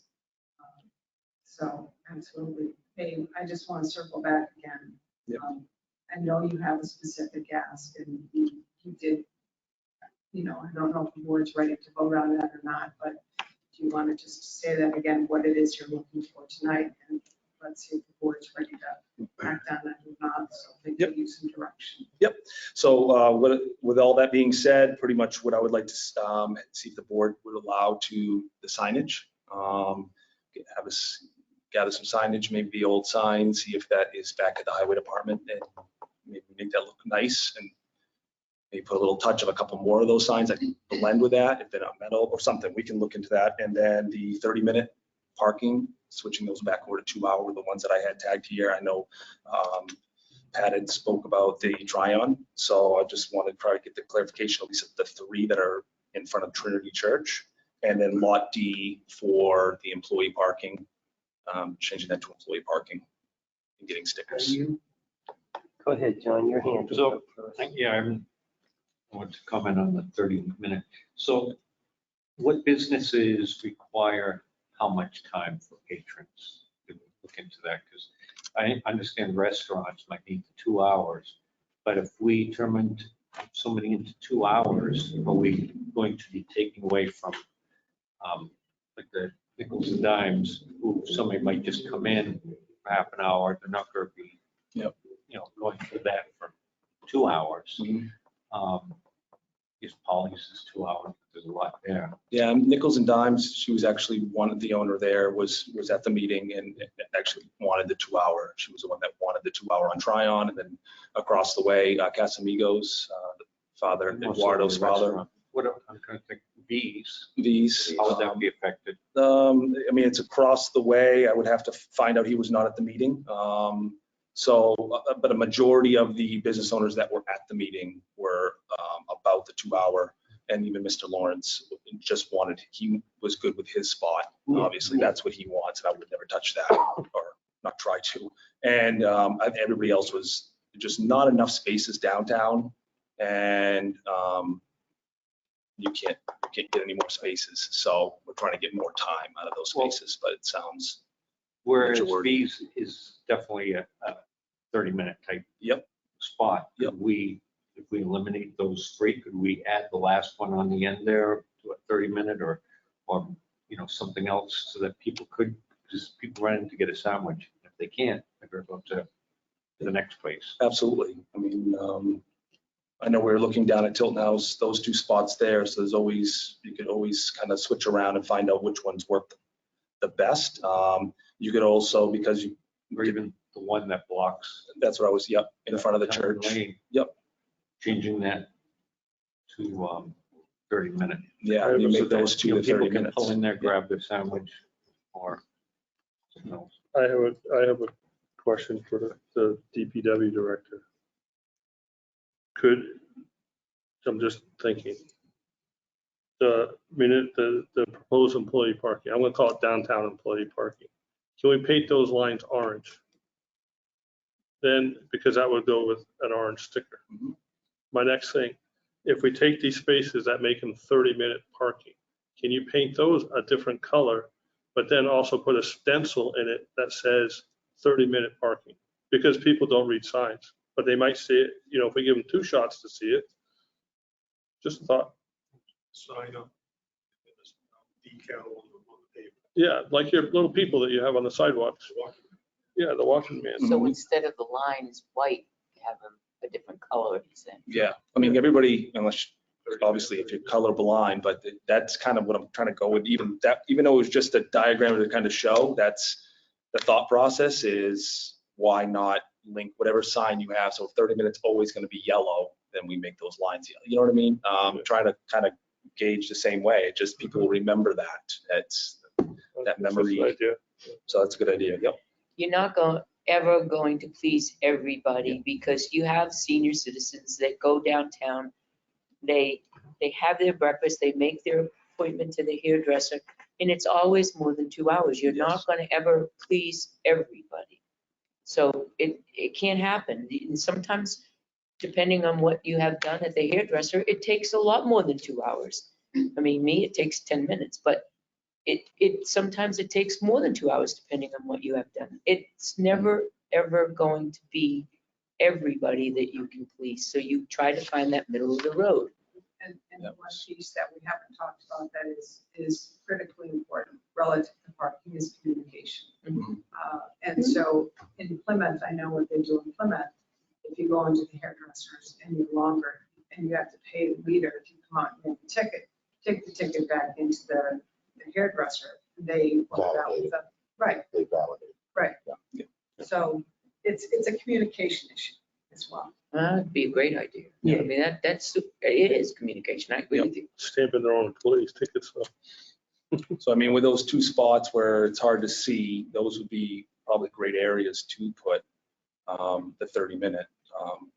In front of the church there, that. Yeah, the church and then the And that allows like you people, said, I could take out at Casamigos. Yeah. It's great, so, that's a great place to pull in, pull out. Well, I made that actually that comment when we had the business meeting that they were taking away my Casamigos secret parking spot that I wheel in and get my quick fix, but I didn't want to sound like I was going to try to fight for myself. So that was hard because that's where I park to get the Casamigos. So everybody knows Who's that going now. to give you a ticket? I know, but still, it's always open. That's what's nice about the 30 minutes. They're always usually open.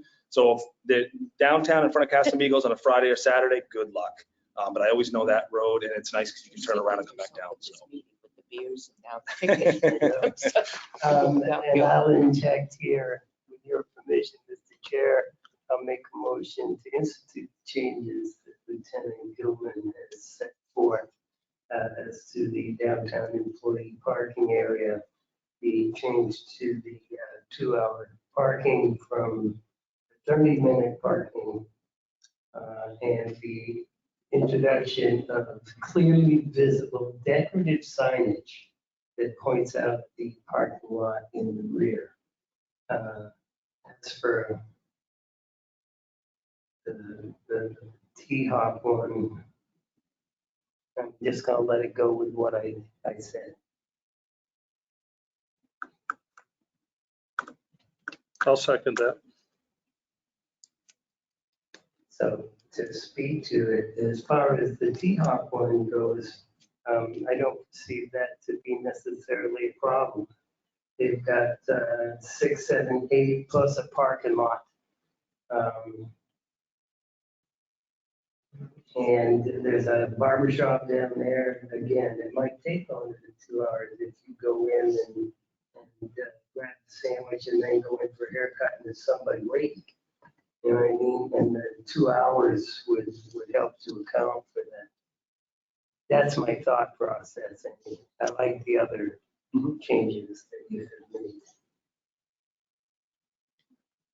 John's good saying. So, You know, I'm thinking we had Brian Lawrence when Billy came in, because his customers run in real quick and grab things and go out. We give them that one spot. A couple other that we had in there anyway. But I think it's important to include that spot in front of the church, just that one spot, to allow people to pick up from these. I think will be detrimental to his business if we don't make it convenient to turn over at least one spot on every 30 minutes. Yeah. That's important. It'd be the same thing we did for Billy for his business, help him out. I would amend my motion to include that space. The one on the end. I think the westernmost one, the westernmost parking spot. Yeah, the little triangle in front of it. Mhm. I think there's a, Oh, Yep. okay. Right there. In front of the church. Yep.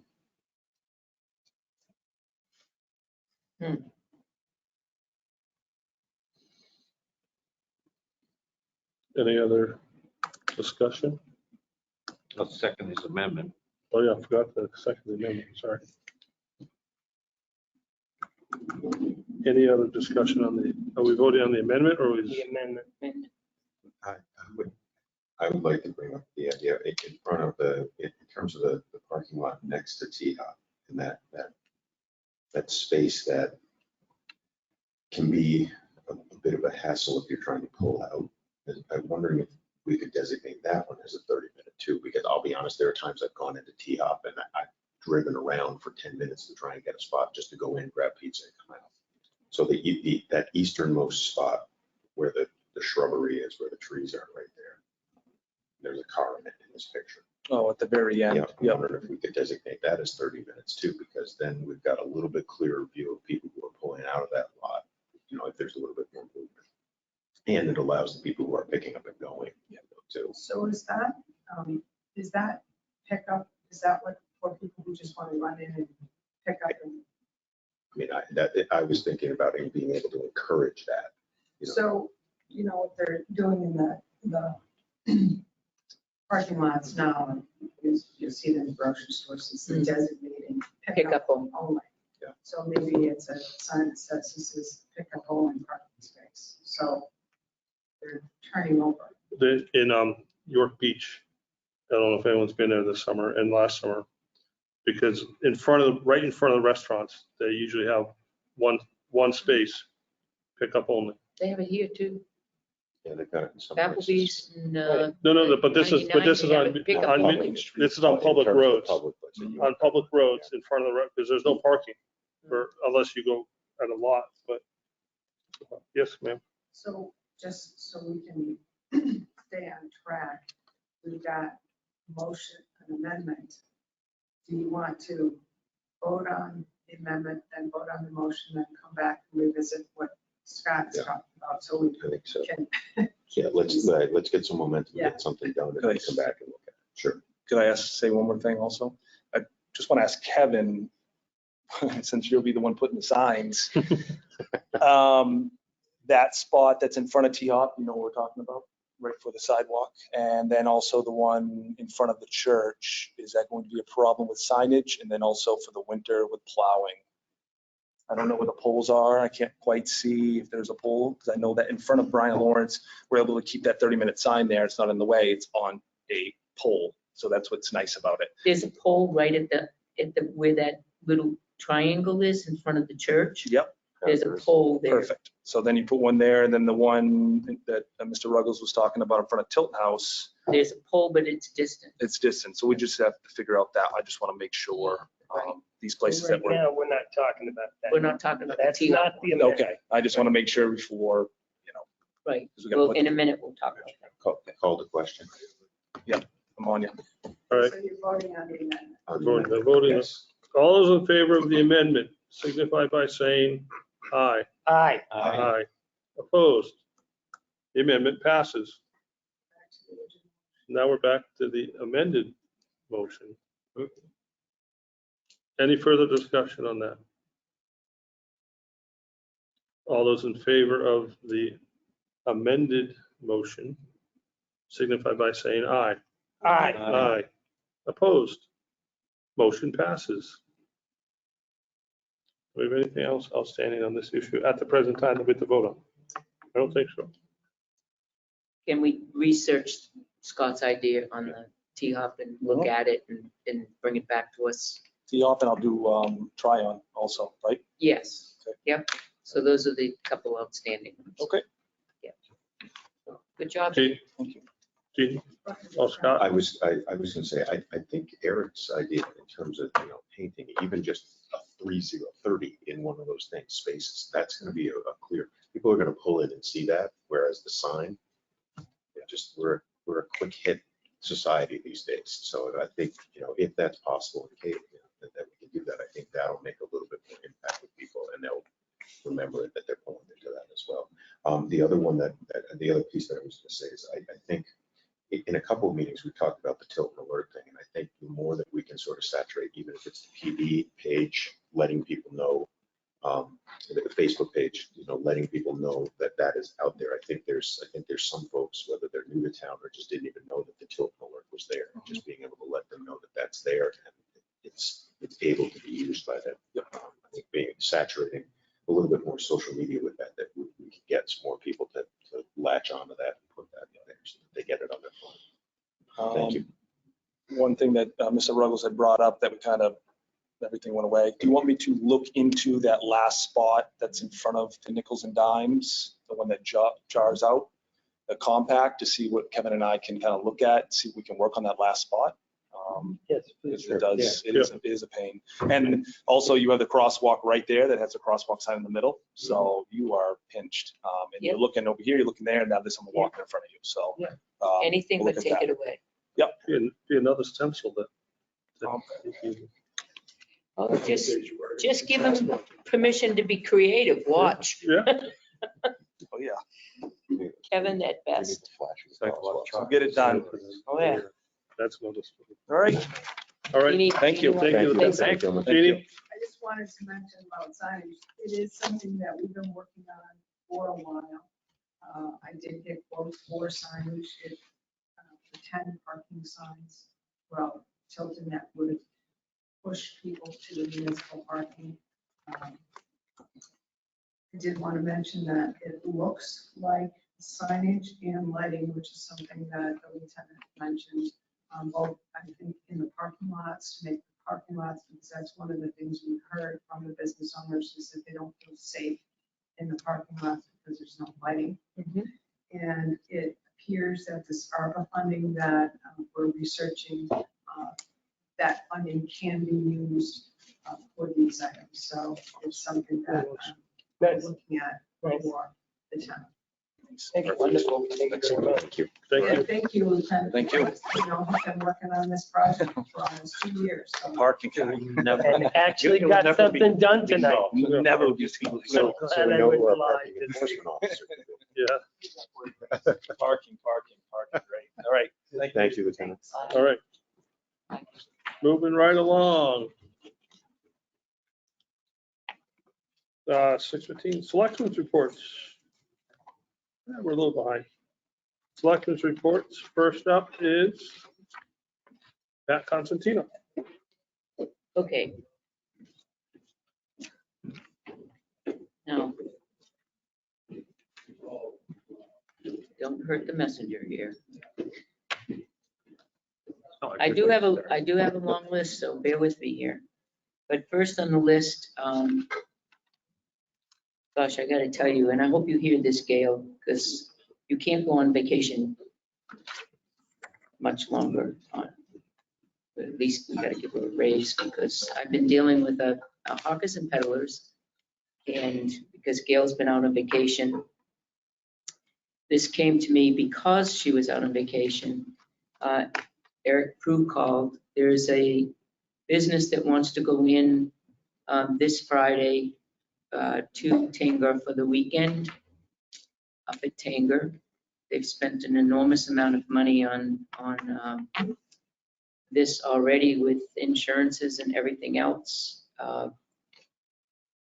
They've got everything intact, going back and forth all week to try to get them the package together, trying to get everything in line. They are without at this point, the state hawkers and peddlers, which they're getting tomorrow morning at 9 o'clock. The business is actually out of California. The people that are going to actually do the selling are coming 6 hours from New York tonight into tomorrow morning. And they have an appointment with the state. And Eric has a letter from the state saying that they just have to show up at 9 o'clock, pay the $50, and they'll get it. Eric can't go down and get it for them because it has to be notarized that they're the ones that are selling the product. So Eric couldn't go down and get that for them. The other thing that they do not have is the $75 fee, and Eric was going to come down today to pay that. But because I'm asking you to approve this contingent upon them coming tomorrow morning with the state hawkers license tomorrow morning, they will pay it tomorrow morning with that hawkers license. So the rest is here. If you want to take a look at it. Is this the meat sellers? Yes. That's They were fairly pretentious in having some radio advertisements that they were going to be there. Yeah, they spent about $5,000 with insurance. It's some type of meat product.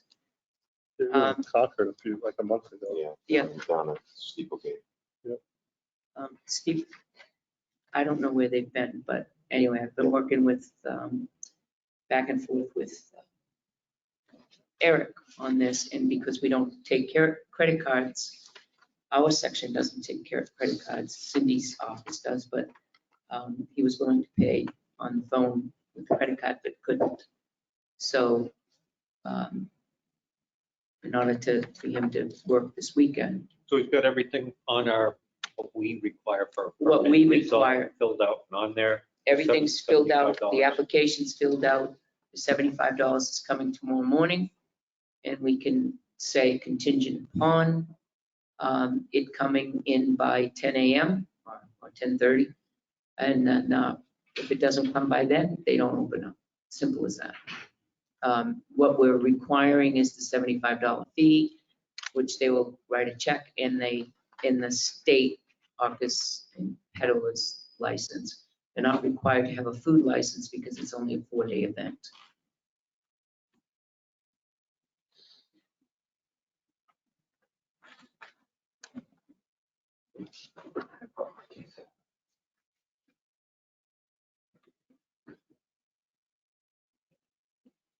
Got real quiet when I walked in the room. So we're trying to look at a hawkers and peddlers for the Tanger, the meat, to sell meat products. They want to start tomorrow night.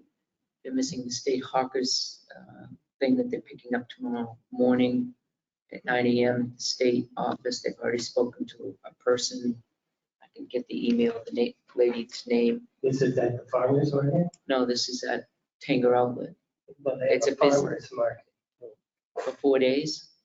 This is a 4-day issue. Oh, I don't know. No, it's a, It's different. Yeah, But somebody was just selling chickens over Tonight, today, there and pork. No, on the Tuesday. oh, and farmer's market is different. That's Yeah, yeah, under yeah. agricultural. Correct. So that's very Yeah. different. This is a California outfit. And the people that are going to work at it are coming from New York tonight and tomorrow. So we're trying to work with Eric to try to get the license. And they scrambled today, well, they scrambled the last couple of days with the food license, and then they've switched over. They don't have to have a food license, and they switched over to hawkers and peddlers. They filled it out. They need to pick it up. Go ahead, John. Okay, so it says food vendors are required to present a copy of state permit, so it'll be contingent on That's- $75 Plus, and copy of the permit. that's correct. That's the state hawkers and peddlers. That's the permit. And that's what they'll be picking up tomorrow at 9 a.m.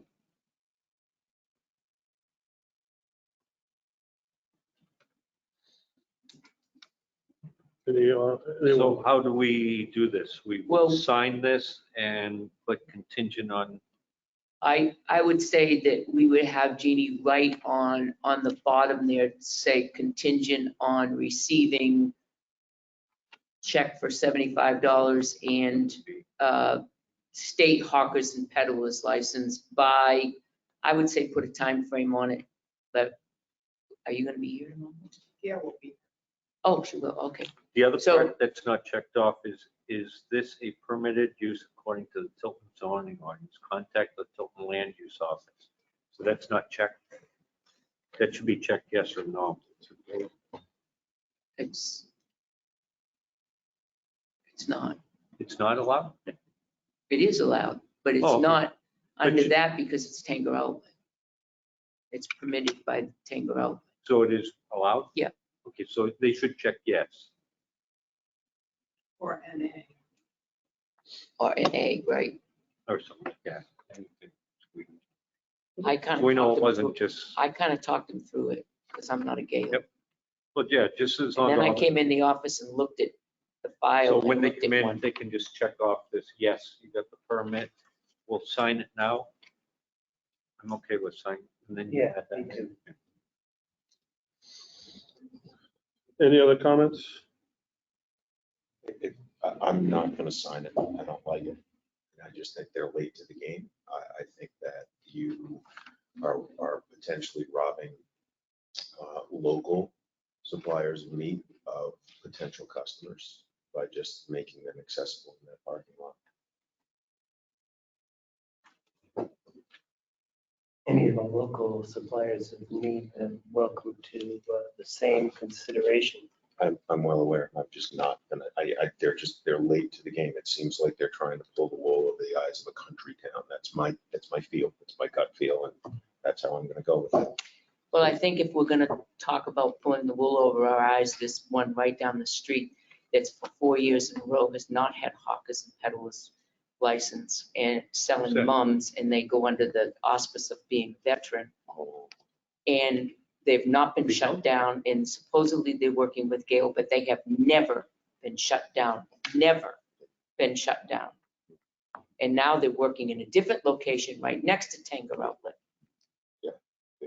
So, Another place that sell those flowers. what's that? Yeah, Other people and, sell them. and they go under the auspice about supporting a veteran, and they're Okay. not supporting a veteran. They, How do you know? because Well, what does, We we asked them don't last year. allow things that support veterans specifically to go without any licenses or permits as opposed to anything else. That's not part of it, but Are they exempt from? no, they're not. no. No, No, I'm just saying, are veterans exempt from being required to get a hawkers? no, Okay. absolutely Nobody's not. against them. You know, But we've- Yeah. it's But just- we've asked the I'm police still department, debating. Sorry. we've asked the police department to shut them down. They go over and talk with them, and then they're still working. And they're still up there. And this has gone on for a number of years. This was, last year, it was Peter Fogg's pet peeve last year, and nothing got shut down. What was the, like, how long is the Tanger outlets known about this? This week, I just feel like it's being rushed. That's my concern. Well, if you remember, they rushed us to Chick-fil-A too.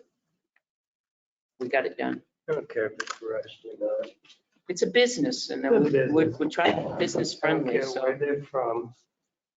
trying to get it done. As far as the veterans things go, Yeah, that's I'd something love to to look into. see some enforcement if some is due.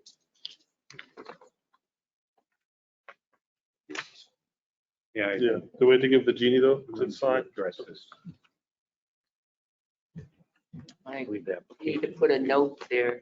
Completed. We need to before put a note. our service. Did you sign? or just- Okay, next. The senior center is in the process of being painted, the porch, the door, the hallway, so on and so forth. That is, and we're going to be using our van for the first time to hopefully do apple picking with the seniors. Going to a farm, date to be announced. Local, yeah. And trying to work out the details. Community Action Program has reached out to us to coordinate and join resources for our buses.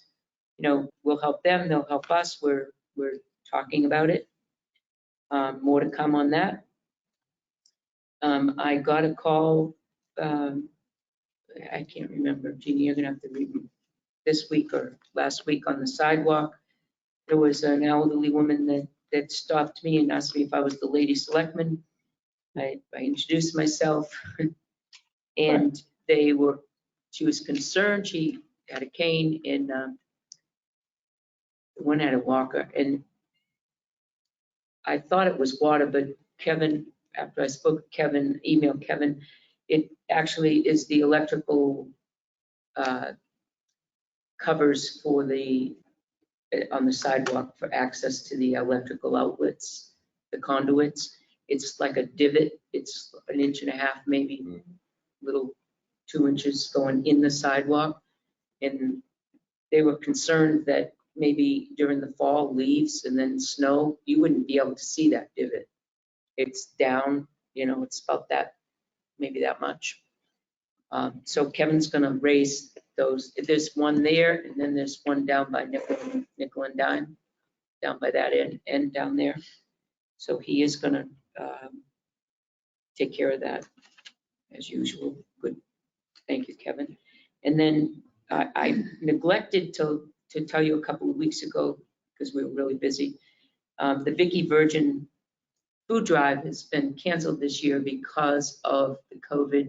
They will not allow us to do the drive.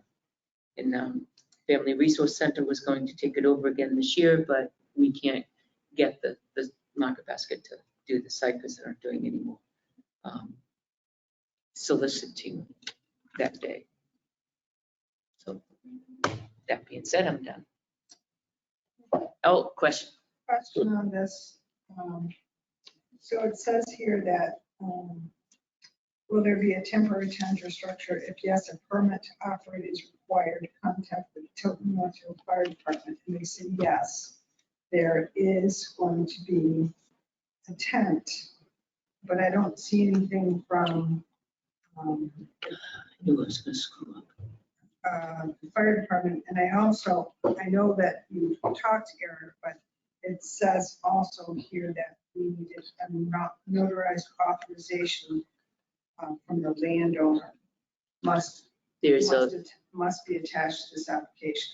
Is there an email from him? I don't see one. That's what I was looking for. Because there's an email from the Tanger from him. The issuance of that permit is contingent on them checking off all the proper Okay, boxes. so the other items must be met. Oh, yeah. Must be complete. Right. Okay. All right, so I think in the future, we might have to look into having the application completed prior to the next selectman. Well, in the meeting. future, I will never hold another one, trust me, because we should either give Gail a raise, because I'm telling you, I tried to navigate through all of this. It was very difficult. I'm trying to look at his letter. It says in our application, it has to be a notarized, authorized, and I know I've seen them in other applications. So there appears to be two additional things missing here. Oh, the money, the fire Two department. additional, yeah. Oh, I The do. money, the state permit, the fire department, and the Notarized. Notarized authorization. Yeah, well, and I have seen that before from Eric in other, with the Chick-fil-A. I think this-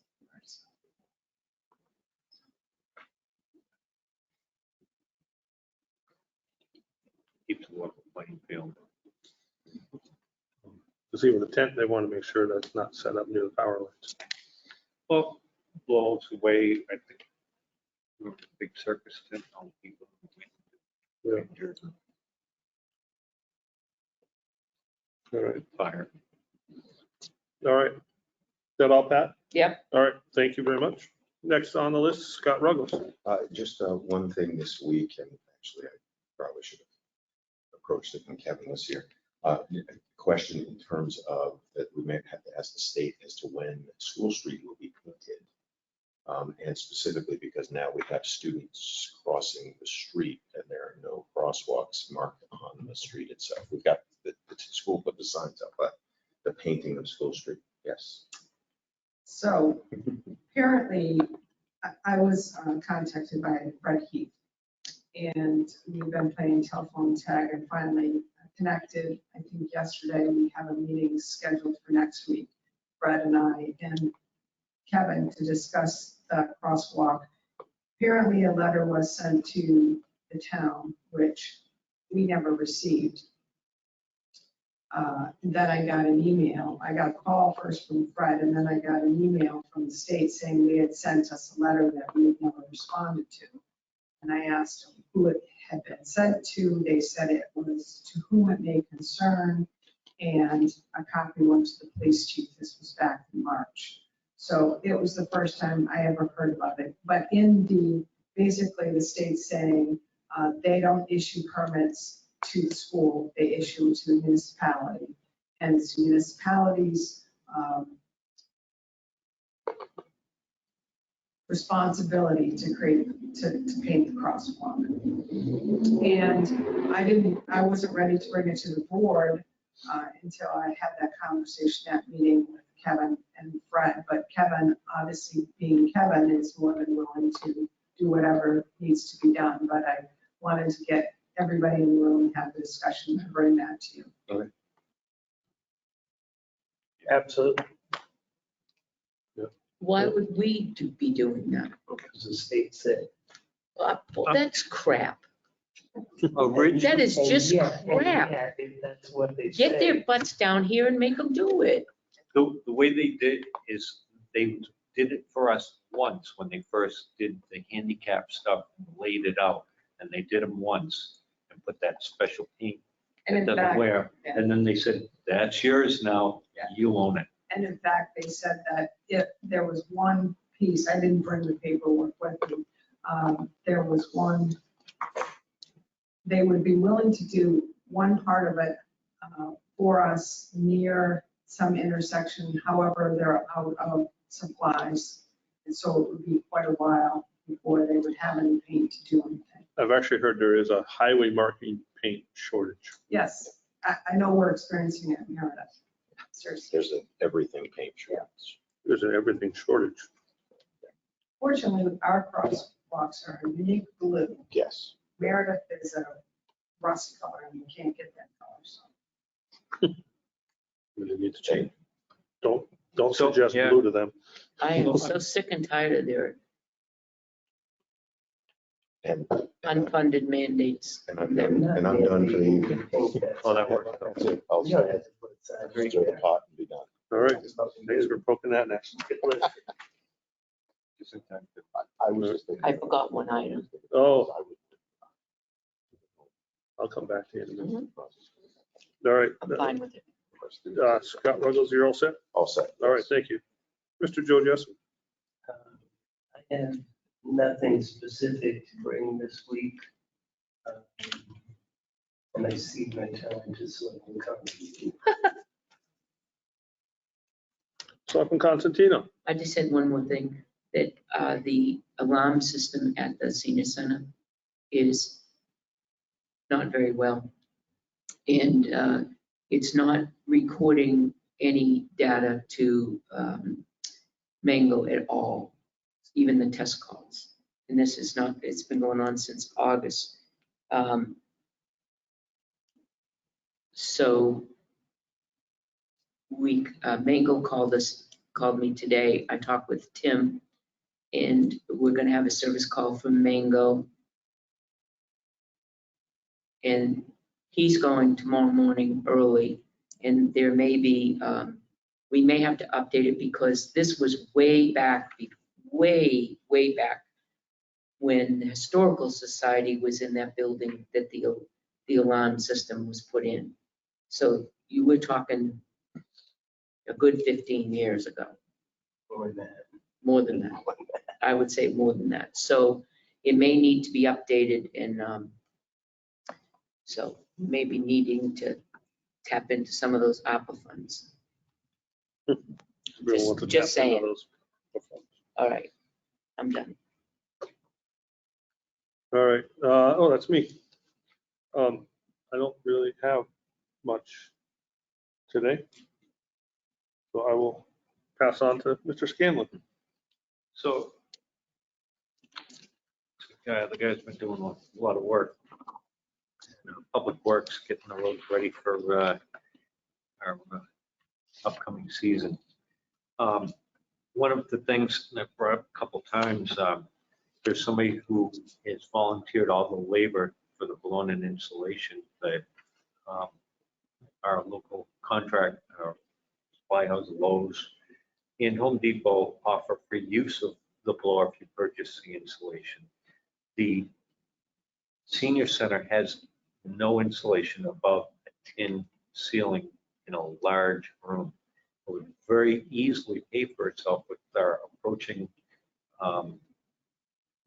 skyrocketing fuel and heating costs, as well as keep it from getting drafty in there.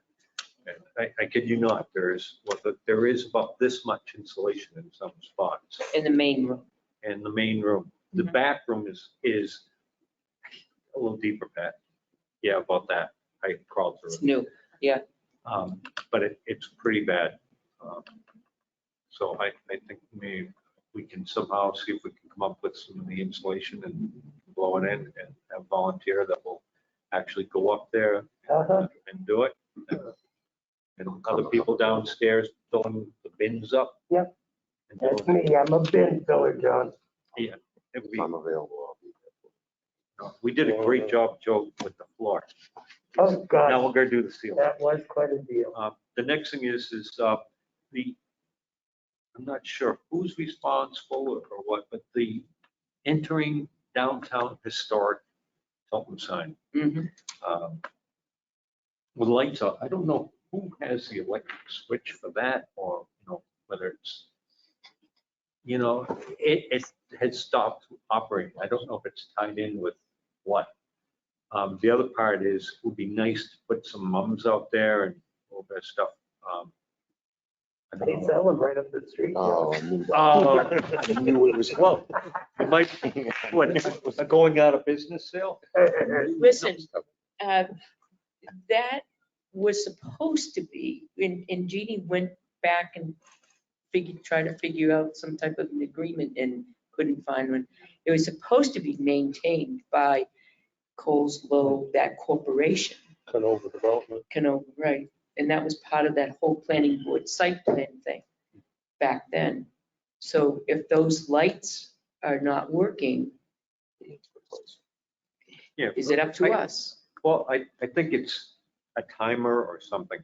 And like the flowers and putting out there, it's our entrance to our town, as people start building up, going to town. The KRM did a great job where the Balding Place used to be. It's beautiful now. It really looks nice, you know, and now with the KRM, they did a great job with the groomer, the dog groomer on their building. Oh, GTM. The wall. Yeah, GTM. GTM. KRM. I should know these things. I apologize. The Tilton School wall, with cleaning the brush, getting that whole thing in there. But our downtown historic Tilton, it was at a point for a while, you couldn't even see it was there. It was almost. So I don't know, can we have volunteer that will go and plant the flowers? Can we? Well, we would have to ask the corporate landowners, right, if we could plant flowers in their neighborhood. And we had to call and ask them about the lights, because they're responsible for the lights, right? In theory. Would be on the final plot plan and all the instructions that would be there. Would it be in that? No? yeah, no, Leanne had researched all that. Okay. Did not find anything. Have you been mowing around there? Has that been you who's been doing that? Because I feel like Leanne was able to, my last recollection was Leanne was able to convince Lowe's to go mow, but by the time they went down, you had already done it, and you're doing it, I guess. So. I'm So if happy to you make a- stop, they'll start, John, in theory. Yeah, In I'm theory. happy to call and see about the lighting. I don't know. Yeah, I talked to Casey. When you asked about the, But I'm concerned about, you know, the flowers and that right now. I volunteered to do it for Lowe's because they just weren't doing it. And I talked to Casey. Do you want me to go up and ask for flowers? At least give me with that, yeah. Why don't you let me call them and find out about the lights? Lights. And I'd like to see some flowers up, you know, mums while it's still in season and make it look nice. when you called and asked for the mowing, did you call and ask for Casey? Did you talk to Casey? She spoke to Casey and she spoke to another individual at Lowe's, Okay. two different people. They got the same response, What was that? not their responsibility. Yeah, I would ask about the lighting. However, I wouldn't ask about the lighting in mums. I think we could probably get the mums, So. but just permission to put the Right. mums So there, that's right? what I'll find out. Right. You know, if he would want to, Lowe's would want to donate the mums, I'll go out there, I'll plant them, you know, and help with that. You know, work together with them. Lowe's is always, they've donated all kinds of stuff to the senior center, to refrigerators, to the PD. They've rebuilt the gazebo on the island. We've always been very, a good neighbor and helper. And I just want to keep our town looking nice.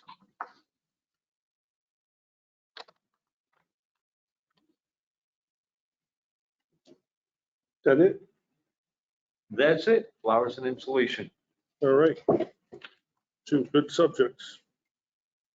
All right. The time being 7:01. I make a motion to enter non-public session for RSA 91-A:3, Roman numeral 2, A, the dismissal, promotion, or compensation of any public employee or the disciplining of such employee, or the investigation of any charges against him or her, unless the employee affected, 1, has a right to a public meeting, and 2, requests that the meeting be open, in which case the request shall be granted. We expect to be back in the public session at approximately 7:45 PM. Do I have a second? Jessamine, second. Roll call vote. Constantino, yes. Jessamine, yes. Ira, yes. Ruggles, yes. Scanlon, yes. We are in non-public session at 7. This conference will now be recorded. The time being 8:33, I'd like to make a motion to seal the minutes of the non-public minutes of September 16th, 2021, because the reasons justifying the need for the non-public session still remain. Second. Motion and a second. Any discussion? All those in favor signify by saying aye. Aye. Aye, opposed? None. Motion passes. Town administrator's report.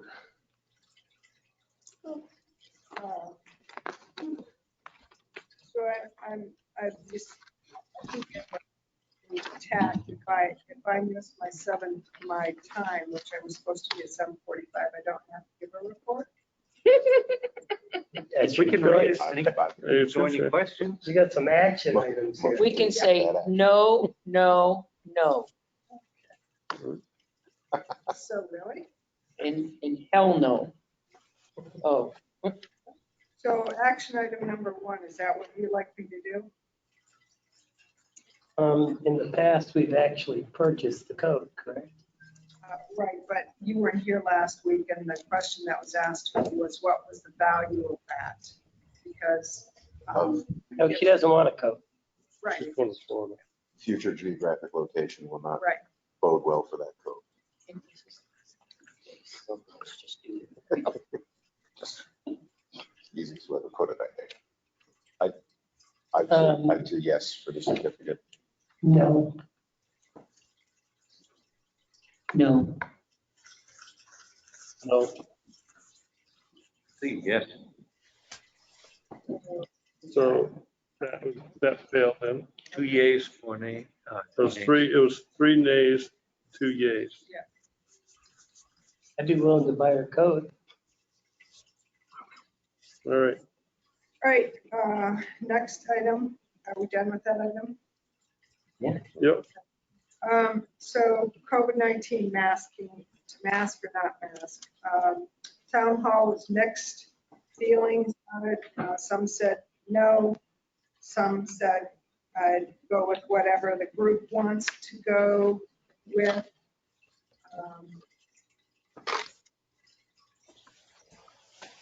It was a mixed bag. In DPW, it was a yes. And for the police department, it was a no. So very, very specific no on the PD. And as I noted to you, I think we need to be consistent with whatever we're going to do. If we're going to require masking in town hall, everybody should be masked, in my opinion. So I don't know what you want to do. If you want to wait another week, think about it, or if you want to make a decision.